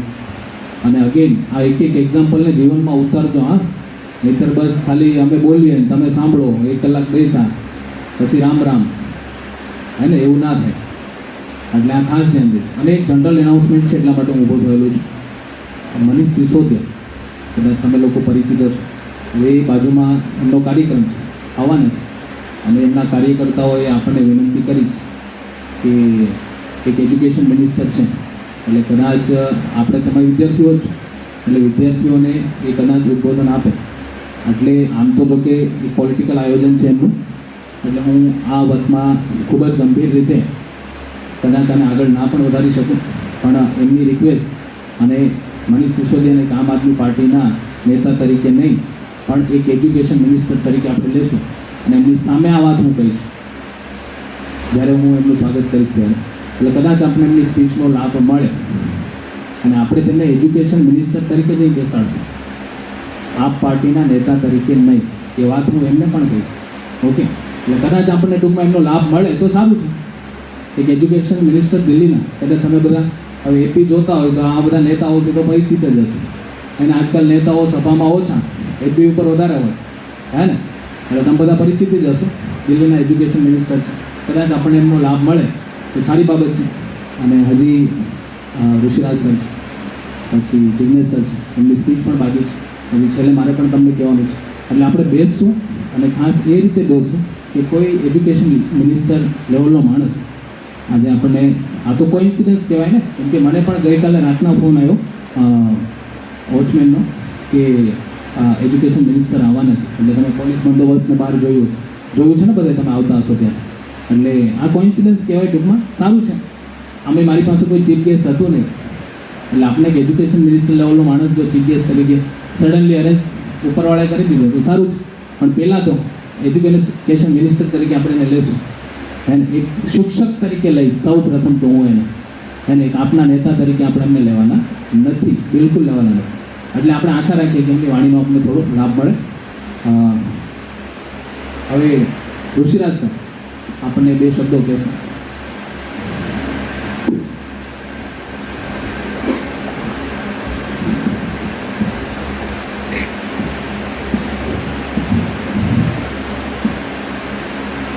આપણા 2 સ્કૂલના ડિરેક્ટર અફઝલ સર, તમામ શિક્ષક મિત્રો, અમુક વાલી મિત્રો પણ ઉપસ્થિત છે તેમને, અને મારા વાલા વિદ્યાર્થી મિત્રો, હું અહીં ઉપસ્થિત થયો છું થોડી ચર્ચા એ બાબતે કરવા માટે કે હાલ આપણે ઓનલાઈન ભણી રહ્યા છે, ઓનલાઈન અભ્યાસ કરી રહ્યા છે. તો આપણે અભ્યાસ કઈ રીતે કરવો જોઈએ, ઓનલાઈનમાં મોબાઈલનો ઉપયોગ કઈ રીતે કરવો જોઈએ, કઈ રીતે આપણે વાંચન કાર્ય કરવું જોઈએ, આ અમુક બાબતો છે જે મારે આપ સમક્ષ રજૂ કરવી છે. પણ એ પહેલાં દરેક વિદ્યાર્થી મિત્રોને એક અપીલ છે કે પહેલાં તો તમારામાં જેટલી તાકાત છે ને, જેટલી સ્ટ્રેન્થ છે, એ પૂરેપૂરી તાકાત લગાવીને પહેલાં તો તાળીઓથી, પહેલાં તો તાળીઓ પાડો. ચલો, જેટલી તમારી તાકાત છે.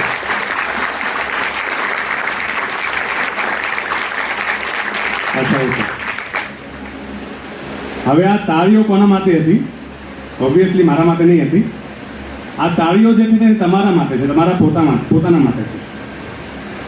મિત્રો, સૌથી પહેલી વસ્તુ દરેક વિદ્યાર્થી મિત્રોને જણાવું છું. સૌથી પહેલી વસ્તુ, તમે સાયન્સ એટલે કે વિજ્ઞાન પ્રવાહ લીધું છે.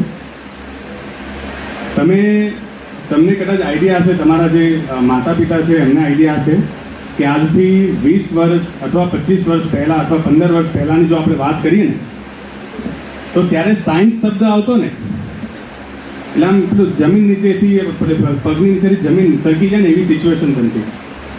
હાલમાં પણ જો તમે અનુભવ કર્યો હોય તો જ્યારે તમે તમારા ઘરે કીધું હશે કે મારે સાયન્સ લેવું છે, ત્યારે મારો અનુભવ એવું બોલે છે કે એકાદ બે તમારા સગા સંબંધીઓ ત્યાં કોઈક ને કોઈક તો હશે જેમણે તમને સમજાવ્યું હશે કે બેટા સાયન્સ લેવાનું એમ ને. અને સમજો એકાદ બે તો હશે એવું મારો અનુભવ કહે છે. ઘણાએ આ વસ્તુ ફીલ કરીએ. એ હાલની પરિસ્થિતિ નથી મિત્રો, એ હાલની પરિસ્થિતિ નથી.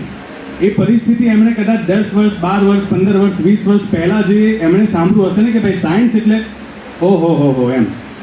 અને આપણે એક ગુજરાતી કલાકાર હતા પહેલા, ઓહો હો હો, ખબર છે રમેશ મહેતા, કદાચ હમણાં વિદ્યાર્થીઓને ખ્યાલ નહીં હોય પણ જે પેરેન્ટ્સ બેઠા છે એમને ખ્યાલ હશે, કારણ કે પહેલા ગુજરાતી મૂવી પણ ઘણા જોતા હતા.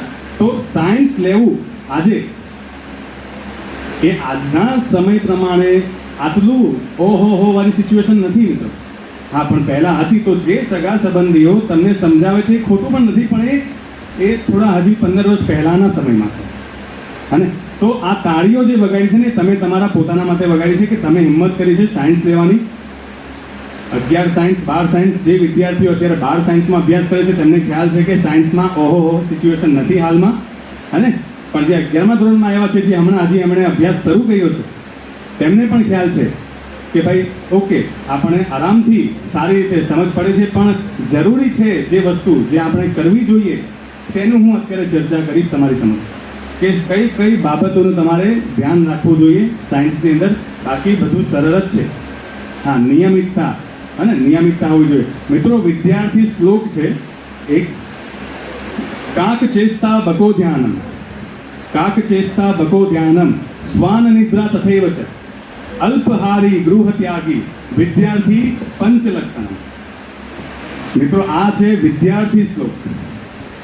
આ શ્લોકને તમે જો સમજો તો તમને ખ્યાલ આવશે કે બાળકોમાં આ 5 લક્ષણો હોવા જોઈએ. વિદ્યાર્થી પંચ લક્ષણો. એ 5 લક્ષણો કયા છે જે આ શ્લોકમાં બતાવ્યા છે? સૌથી પહેલું છે કાક ચેષ્ટા. મિત્રો કાક ચેષ્ટાનો અર્થ શું થાય છે કે કાગડાની જેમ મહેનત કરો. હવે તમે કહેશો અચ્છા કાગડો મહેનત કરે છે એમ ને? તો તમે બધા એક સ્ટોરી સાંભળી હશે કે એક પોટ હોય છે, એમાં પાણી હોય છે, પણ પાણીનું લેવલ બહુ નીચું હોય છે. તો કાગડો શું કરે છે? એક એક પથ્થર લાવીને પોટમાં નાખે છે અને ધીરે ધીરે પાણીનું લેવલ ઉપર આવે છે. અને પાણીનું લેવલ ઉપર આવ્યા પછી એ પાણી પીવે છે ને ઉડી જાય છે. તો મિત્રો આમાં મહેનત નથી. એક પથ્થર પોટમાં ઉછીને નાખવા, તો આ મહેનતનું કામ છે. એટલે કહેવાય છે કાક ચેષ્ટા. બકો ધ્યાનમ. આ જે સ્વોન હોય ને, જેને આપણે બગલો, એ તમે જોજો કોઈ પણ નહેર હોય ક્યાં કોઈ પણ હોય ને ત્યાં એ એક પગે ઊભો હશે અને શાંતિથી કેવું લાગે જાણે તપ કરે છે. પણ તમે ધ્યાનથી શાંતિથી જોશો એને, નિહાળશો એને, એટલે તમને ખ્યાલ આવશે કે જેવી માછલી આવશે એટલે તરત જ એ પોતાની ચાંચથી એને પકડી લેશે. તો આમાં શું શીખવા મળે છે મિત્રો? એકાગ્રતા. બકો ધ્યાનમ, એકાગ્રતા. તો બાળકનું બીજું લક્ષણ જે છે એ હોવું જોઈએ એકાગ્રતા.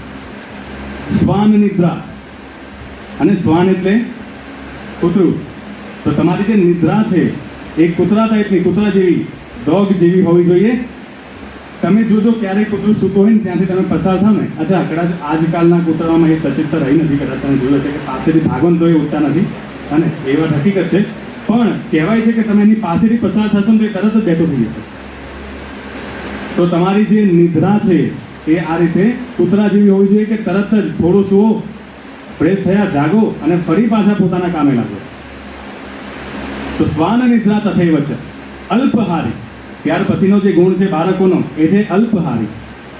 મિત્રો સીધી વાત છે, જ્યારે ઓવર ઇટિંગ, જ્યારે તમે 2 રોટલી તમારે જમવી છે પણ તમે 3 રોટલી જમી લેશો અને જમીને ઊભા થયા એટલે તરત જ શું આવે? અને ફાઇન, એકદમ ફાઇન આરસ આવે. અને પછી એવા સમયમાં જો તમને કોઈ NCERTની બુક આપે અથવા એવા સમયમાં તમને કોઈ JEEની બુક આપે, નીટની બુક આપે, તો મજા પડી જાય ને? મજા જ પડે ને? ઊંઘ આવે કે નહીં? કેટલી ફાઇન ઊંઘ આવે એમ તમે જુઓ ખાલી. આમ તમને એવો અનુભવ થાય કે હા આવી ઊંઘ તો મેં ક્યારેય લીધી જ નથી. તો એટલા માટે કહેવાય છે કે અલ્પહાર.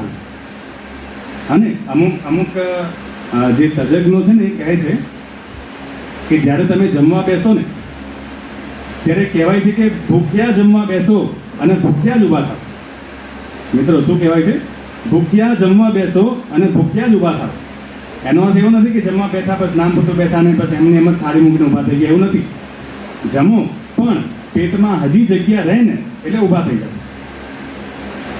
તો અલ્પહારી ગૃહત્યાગી, ગૃહત્યાગી તમે સમજી ગયા છો એટલે ઘર છોડીને જતા રહેવાનું ને.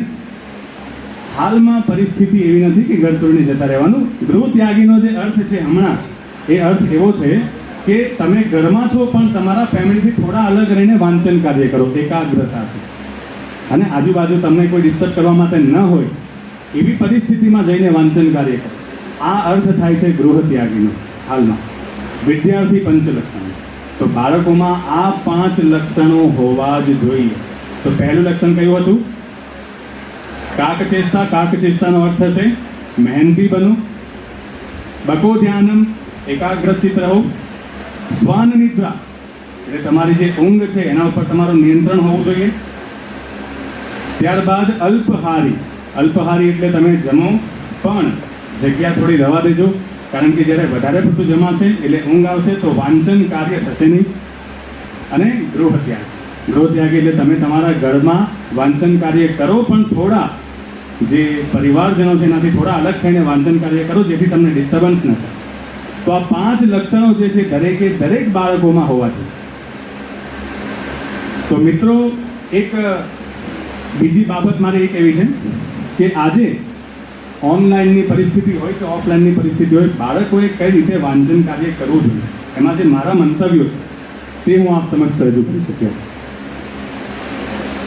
મિત્રો, એક સ્ટોરી બીજી હું કહીશ તમને, પણ એ સ્ટોરી તમે જે જાણો છો અને હું જે અત્યારે કહેવા જઈ રહ્યો છું એમાં થોડો ફરક છે. તમે બધાએ સ્ટોરી સાંભળી છે કાચબા અને સસલાની? કેટલા વિદ્યાર્થીઓએ સાંભળી છે કાચબા અને સસલાની સ્ટોરી? અચ્છા, તો એ સ્ટોરીનો અંત શું હતો? કોણ જીતે છે? મને અવાજ નથી આવતો, હજી થોડો ધીમો આવે છે. કાચબો. અચ્છા, તો હવે હું એ સ્ટોરી તમને કહેવા જઈ રહ્યો છું, પણ એમાં થોડું ટ્વિસ્ટ છે. અને આ સ્ટોરીમાં છુપાયેલું છે કે આજે બાળકે કઈ રીતે વાંચવું જોઈએ, કઈ રીતે મહેનત કરવી જોઈએ, અને આ સ્ટોરીમાં છુપાયેલું છે. આપ સૌ જાણો છો જે સ્ટોરી, એ સ્ટોરી કંઈક આ પ્રકારની છે કે ભાઈ કાચબો અને સસલું આ બંનેની રેસ થાય છે. બરાબર છે? કાચબાને થોડું ગર્વ છે કે ભાઈ હું તો એકદમ ફાસ્ટ, એટલે હું તો ફટાફટ ભાગીશ અને હું જ જીતીશ. અને બંનેની જે રેસ થાય, સોરી, સસલાને મિસ્ટેક છે મારી, અને હું જ જીતીશ. તો બંનેની જ્યારે રેસ થાય છે ત્યારે સસલું જે છે એ ભાગે છે એકદમ ફાસ્ટ, અને કાચબો પોતાની ધીમી ગતિએ સતત ચાલવાનું શરૂ કરે છે. હવે સસલું જ્યારે અમુક અડધું અંતર પૂર્ણ કરે છે ત્યાર પછી શું થાય છે, તો એણે જોયું પાછળ વળીને, અને એણે જોયું કે ભાઈ કાચબા ભાઈ તો બહુ દૂર છે અને ધીરે ધીરે પોતાની ગતિથી આવે છે. એટલે એમણે શું થયું કે ચલો થોડું ખાઈ પીને હું આરામ કરી લઉં. આ જે સ્ટોરી તમે જાણો છો. અને સસલું થોડું ખાઈ લે છે અને થોડું આરામ કરે છે, પણ એટલી વારમાં કાચબો જે છે એ પોતાની ધીમી ધીમી ગતિએ પણ સસલાથી આગળ નીકળે છે અને જીતી જાય છે. તો આ સ્ટોરી આપણે જાણીએ છીએ. હવે આગળની સ્ટોરી સાંભળો શું થાય છે. આગળ એવી સ્ટોરી બને છે કે હવે સસલાને ગમતું નથી, સીધી વાત છે, કે જે ફાસ્ટ છે, જે જીતી શકે છે તે હારી જાય છે તો નહીં ગમે ને. તો સસલું એવું કહે છે કાચબાને કે આપણે ફરી એક રેસ લઈએ, ફરી એક રેસ કરીએ.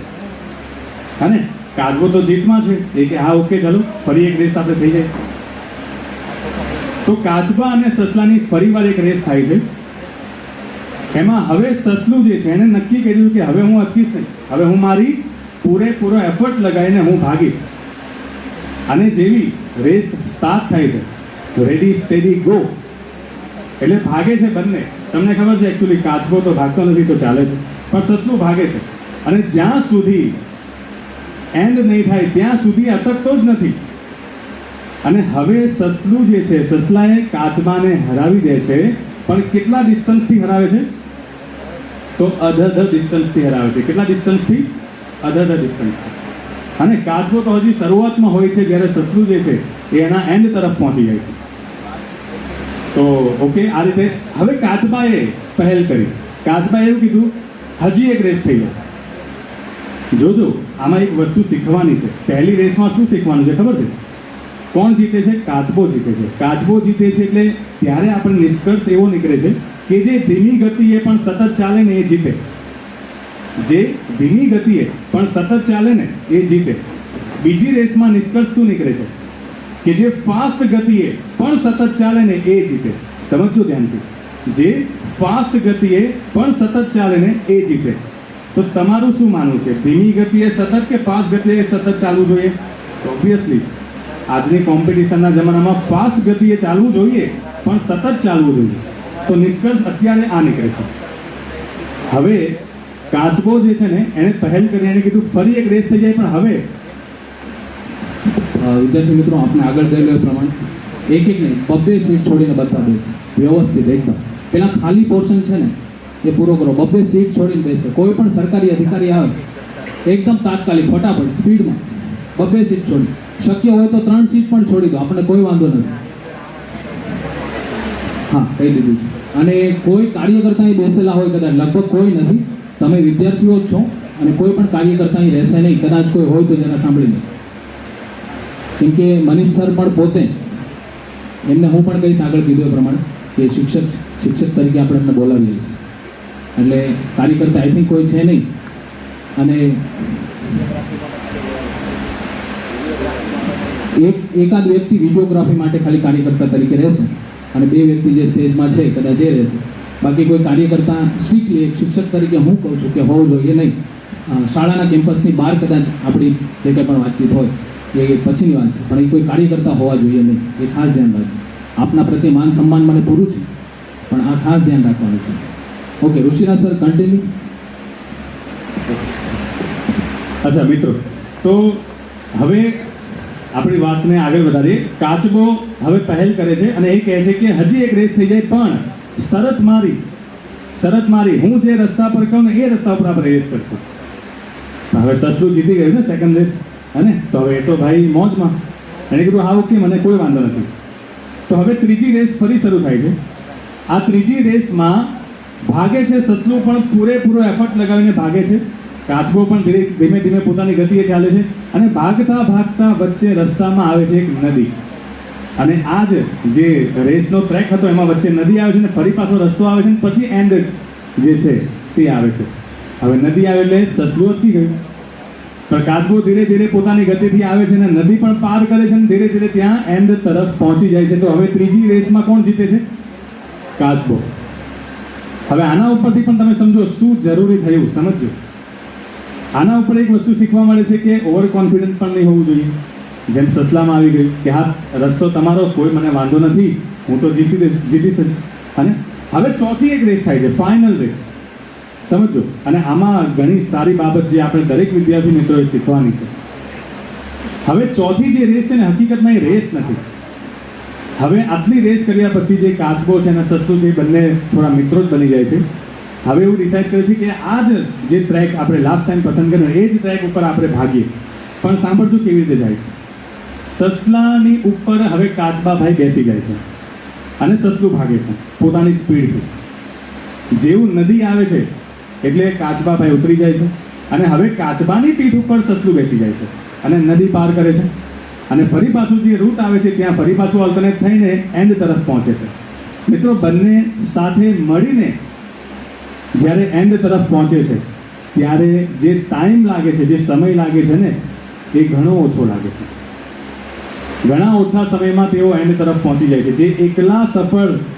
જે એકલા ભાગવાથી આટલા ઓછા સમયમાં જે કાર્ય પૂર્ણ નહીં કરી શકતા હતા ને તે હવે બંને સાથે મળીને જ્યારે કરે છે કામ, ત્યારે એ ખૂબ જ ઓછા સમયમાં પૂર્ણ કરે છે પોતાનું કાર્ય. તો આ જે સ્ટોરી છે ને આના ઉપરથી હું દરેક વિદ્યાર્થી મિત્રોને એક જે વાત છે સમજાવવા માંગુ છું કે તમે હાલમાં જે વાંચન કાર્ય કરો છો ને એમાં ગ્રુપમાં પણ કાર્ય કરો. ઓબ્વિયસલી અત્યારે આપણે ભેગા નથી થવાના, પણ જે મોબાઈલનો દુરુપયોગ આપણે કરતા હોઈએ છીએ કે ભાઈ ચલો ફેસબુક છે, વોટ્સઅપ છે, એની જગ્યાએ જે ઉપયોગ કરવો હોય ને તો આ ઉપયોગ છે જે આપણે કરી શકીએ. અને મિત્રો સાથે સંપર્કમાં રહીને સારી રીતે સારા ઇન્ટેન્સથી ભણવાના ઇન્ટેન્સથી આપણે એમના સંપર્કમાં રહીને આપણે આ વસ્તુ કરી શકીએ છીએ કે આપણે બંને સાથે મળીને આ પ્રોબ્લેમ જે છે, આ દાખલો જે છે, આ ન્યુમેરિકલ જે છે, આ થિયરી જે છે એને સોલ્વ કરીએ. અથવા આ ન્યુમેરિકલમાં આ પ્રોબ્લેમ છે તો ચલો આપણે સરને પૂછશું, અથવા મને ખ્યાલ છે કોઈ મિત્રને એવું છે, મને ખ્યાલ છે તો ચાલો જો આવું આવું છે. તો આ જે વસ્તુ છે ને આ હોવી જરૂરી છે. મિત્રો હું તમને મારી એક વાત કહું એકદમ રિયલ. હું જ્યારે કોલેજમાં હતો ત્યારે મેથેમેટિક્સનો એક ટોપિક જે મારા માટે થોડો અઘરો હતો, તો એ ટોપિક મારા એક મિત્રને બહુ ફાઇન આવડતો હતો. સમજો આ રિયલ, હું જ્યારે બીએસસીમાં હતો ત્યારની વાત કરું છું. તો મેથેમેટિક્સનો એક ટોપિક મારા માટે અઘરો હતો, મને આવડતો જ નહીં હતો એમ કીધું ચાલે, પણ મારા મિત્રને એ ઘણો ફાઇન આવડતો હતો અને ઘણી પ્રેક્ટિસ એને કરી હતી. તો એની પાસેથી હું એ ટોપિક શીખું છું અને તમે માનો નહીં, સાંભળજો, એ જે ન્યુમેરિકલ એ જે ટોપિક હતો ને એ પરીક્ષામાં પૂછાયો અને મેં એને ભૂલ કર્યા વગર સોલ્વ કર્યો અને મારા મિત્રથી એક ભૂલ થઈ ગઈ. જો વિચારો, અને એ તો એનાથી ભૂલ થઈ ગઈ કોઈ કારણસર, પણ ઇમ્પોર્ટન્ટ વસ્તુ આની અંદર સમજો કે મને આ ટોપિક આવડી ગયો. અને તો આ વસ્તુ છે, સમજો એકબીજાને આ રીતે સપોર્ટ કરવાથી પણ ઘણો ફાયદો થાય છે. શિક્ષકો તો તમારી સમક્ષ છે જ મિત્રો, અને શિક્ષકો તો છે જ. તમને ખ્યાલ હશે કે આપણે આપણી સંસ્થામાં બાળકો ગમે ત્યારે પણ વોટ્સઅપ કરીને શિક્ષકોને ગમે ત્યારે ગમે તે સમયે રાત્રે 9 વાગ્યા હોય, 9:30 વાગ્યા હોય, ઇવન મારી ઉપર પણ વિદ્યાર્થી મિત્રોને મને ખુશી છે કે મારી ઉપર પણ ઘણા વિદ્યાર્થી મિત્રો 9:30 વાગે પણ ફોન કરે, 10 વાગે પણ ફોન કરે છે, અને ઘણી સારી બાબત છે. અને આપણે દરેક શિક્ષક મિત્રો જે છે ને એક્ટિવ છે આ બાબતમાં કે વિદ્યાર્થીને કોઈ પણ સમસ્યા હશે વોટ્સઅપ પર કરો, વોટ્સઅપ કરશો, વોટ્સઅપ પર પણ આન્સર આપશું, તમને નથી સમજાયો લેક્ચરમાં પણ સમજાવશું. પણ આ જે છે વોટ્સઅપ, ફેસબુક, આનો ઉપયોગ જે છે તે આ એક સારી રીતે એનો ઉપયોગ આપણે કરીએ છીએ. મિત્રો એક વસ્તુ તમને જણાવી દઉં સાથે સાથે કે અત્યારે તમને ખ્યાલ હશે કે 5G જે છે લોન્ચ થવા જઈ રહ્યું છે, અને તમને ખ્યાલ હશે કે 5G જે છે તેનો ઘણા લોકો વિરોધ પણ કરે છે. હાલ કોઈ વિદ્યાર્થીને ખ્યાલ છે શા માટે વિરોધ થઈ રહ્યો છે 5G નો? એનું કારણ છે કે 5G ના જે રેડિયેશન હશે ને એ ઘણા ઘાતક છે. 5G ના રેડિયેશન જે છે ને ઘણા ઘાતક છે. અત્યારે 4G અને 3G છે ને એના રેડિયેશન આપણને નુકસાન પહોંચાડે છે, અને રાતના સમયે તમે મોબાઈલ નજીક રાખો છો એ નુકસાન થાય છે. એ શોર્ટ ટર્મ નથી, એ લોંગ ટર્મ નુકસાન છે, પણ નુકસાન થાય છે. અને 5G ના રેડિયેશનની ઇન્ટેન્સિટી એની તીવ્રતા ઘણી વધારે હશે, એનાથી નુકસાન હજી વધારે થશે, જેને કારણે એનો વિરોધ ચાલે છે અત્યારે. બરાબર છે? તો મિત્રો આ વસ્તુ છે કે મોબાઈલનો ઉપયોગ જે છે આપણે જરૂરિયાત પૂરતું સકારાત્મક રીતે કરીએ. બરાબર? અને હું બસ આટલી જ બાબત, અને દરેક વિદ્યાર્થી મિત્રોને બીજી એક અપીલ જે હું તમને કરું છું કે અરસપરસ એકબીજાની મદદથી પણ કામ આજે ઓનલાઈન સમયમાં તમે કરી શકો છો. શિક્ષકો તો હાજર છે જ, તેમ છતાં આ કાર્ય કરવાથી પણ તમારામાં પેલી ઉત્સાહ રહેશે અને કામ વધુ સારી રીતે તમે કરી શકશો. તો અહીં હું મારી વાણીને વિરામ આપું છું. ખૂબ ખૂબ ધન્યવાદ.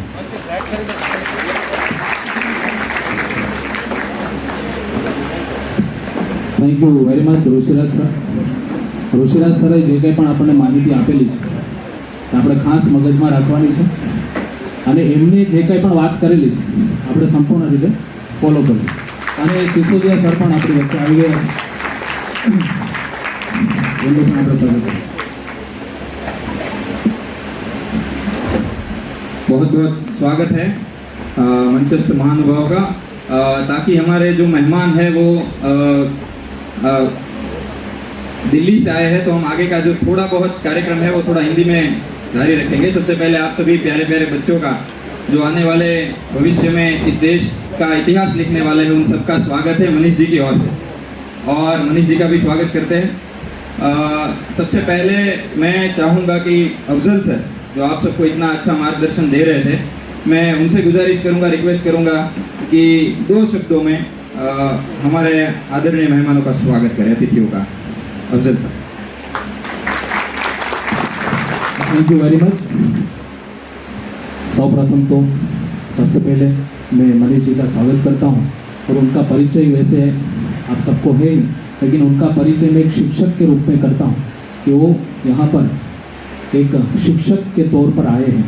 क्योंकि मनीष जी आपके कार्यकर्ताओं का अनुरोध, दरअसल मेरे बच्चों का कार्यक्रम है, और इसमें मैं जनरल अवेयरनेस खास करके, क्योंकि ऑनलाइन एजुकेशन को लेके ये लोग जो फ़ोन के हैबिचुअल हो गए, तो सब इन्फॉर्मेशन देने के लिए इनको बुलाया, और आपके कार्यकर्ताओं ने मुझे अनुरोध किया, तो दरअसल ये निर्णय मैं तो नहीं ले सकता, लेकिन फिर भी एक शिक्षक के तौर पे और मैं भी शिक्षक हूँ और आप भी शिक्षक हैं, और हमें पता ही है कि हमारी संस्कृति ने हमें गुरु ब्रह्मा और विष्णु का एक उपमा दी है, ब्रह्मा विष्णु महेश की उपमा दी है। तो एक महेश की बात को महेश को गलत मान ही नहीं सकता, इसीलिए मैं आपको बोल रहा हूँ कि आपका पॉलिटिकल जो कार्यक्रम है, बड़े ही विनंती भरे सब शब्द से आपको कह रहा हूँ कि आपका पॉलिटिकल कार्यक्रम जो है वो रोटरी हॉल में है, मेरे बच्चों का कार्यक्रम है, और वैसे भी मेरे पास कोई चीफ गेस्ट नहीं थे, आप आए हो तो आपको मैं एक चीफ गेस्ट के तौर पे लेता हूँ, और आपकी स्पीच का मेरे बच्चों को लाभ हो, और आप being a teacher what ever you will say please से बीइंग अ टीचर। आप यहाँ पर अभी बैठे एजुकेशन मिनिस्टर हैं और आपके प्रति में पूरा मान और सम्मान है, लेकिन आप जो भी बात कहेंगे वो एक एजुकेशन फील्ड से जुड़े इंसान के रूप में बात करेंगे। मेरी आपसे एक विनती है, अनुरोध है, और फिर से मैं आपको कहता हूँ कि एक जैसे हमारी संस्कृति ने हमें उपमा दी है ब्रह्मा विष्णु महेश की, तो एक महेश की बात को महेश बुरा नहीं लगा सकता, और इसीलिए मैं एक शिक्षक के तौर पे आपको अनुरोध कर रहा हूँ और हृदय से आपका स्वागत कर रहा हूँ, और मैं आभारी हूँ कि इतने बड़े व्यक्तित्व का हमें मौका मिला, हमें चांस मिला। Thank you. बहुत बहुत धन्यवाद सर जी। और जैसे कि वक्त की बहुत कमी है, यहाँ पे मंचस्थ जो हमारे अतिथि है उसमें से ये आदरणीय किशोर काका है। मंडल के साथ उनका काफ़ी पुराना नाता है, ये उनकी प्रवृत्तियों के साथ जुड़े हुए।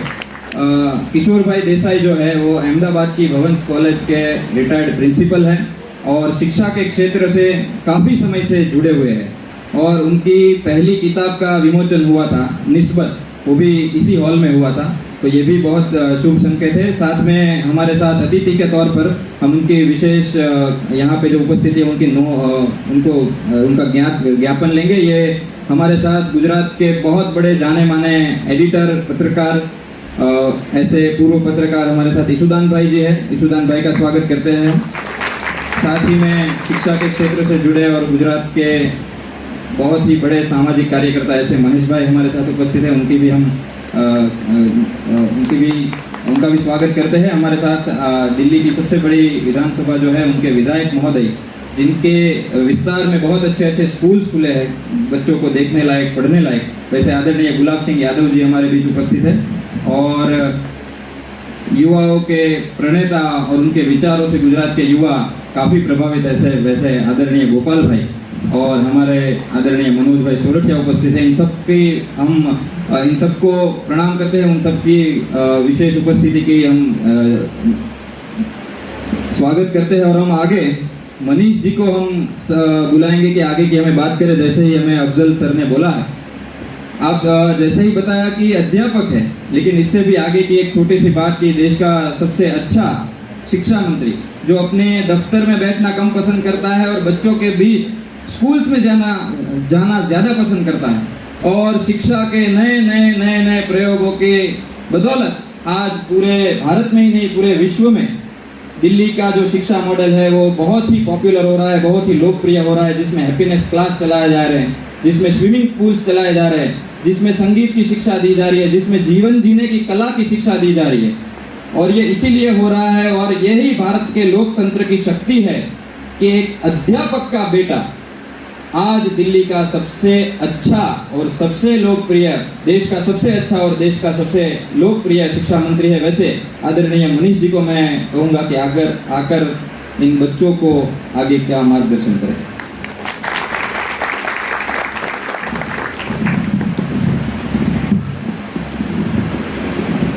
Thank you.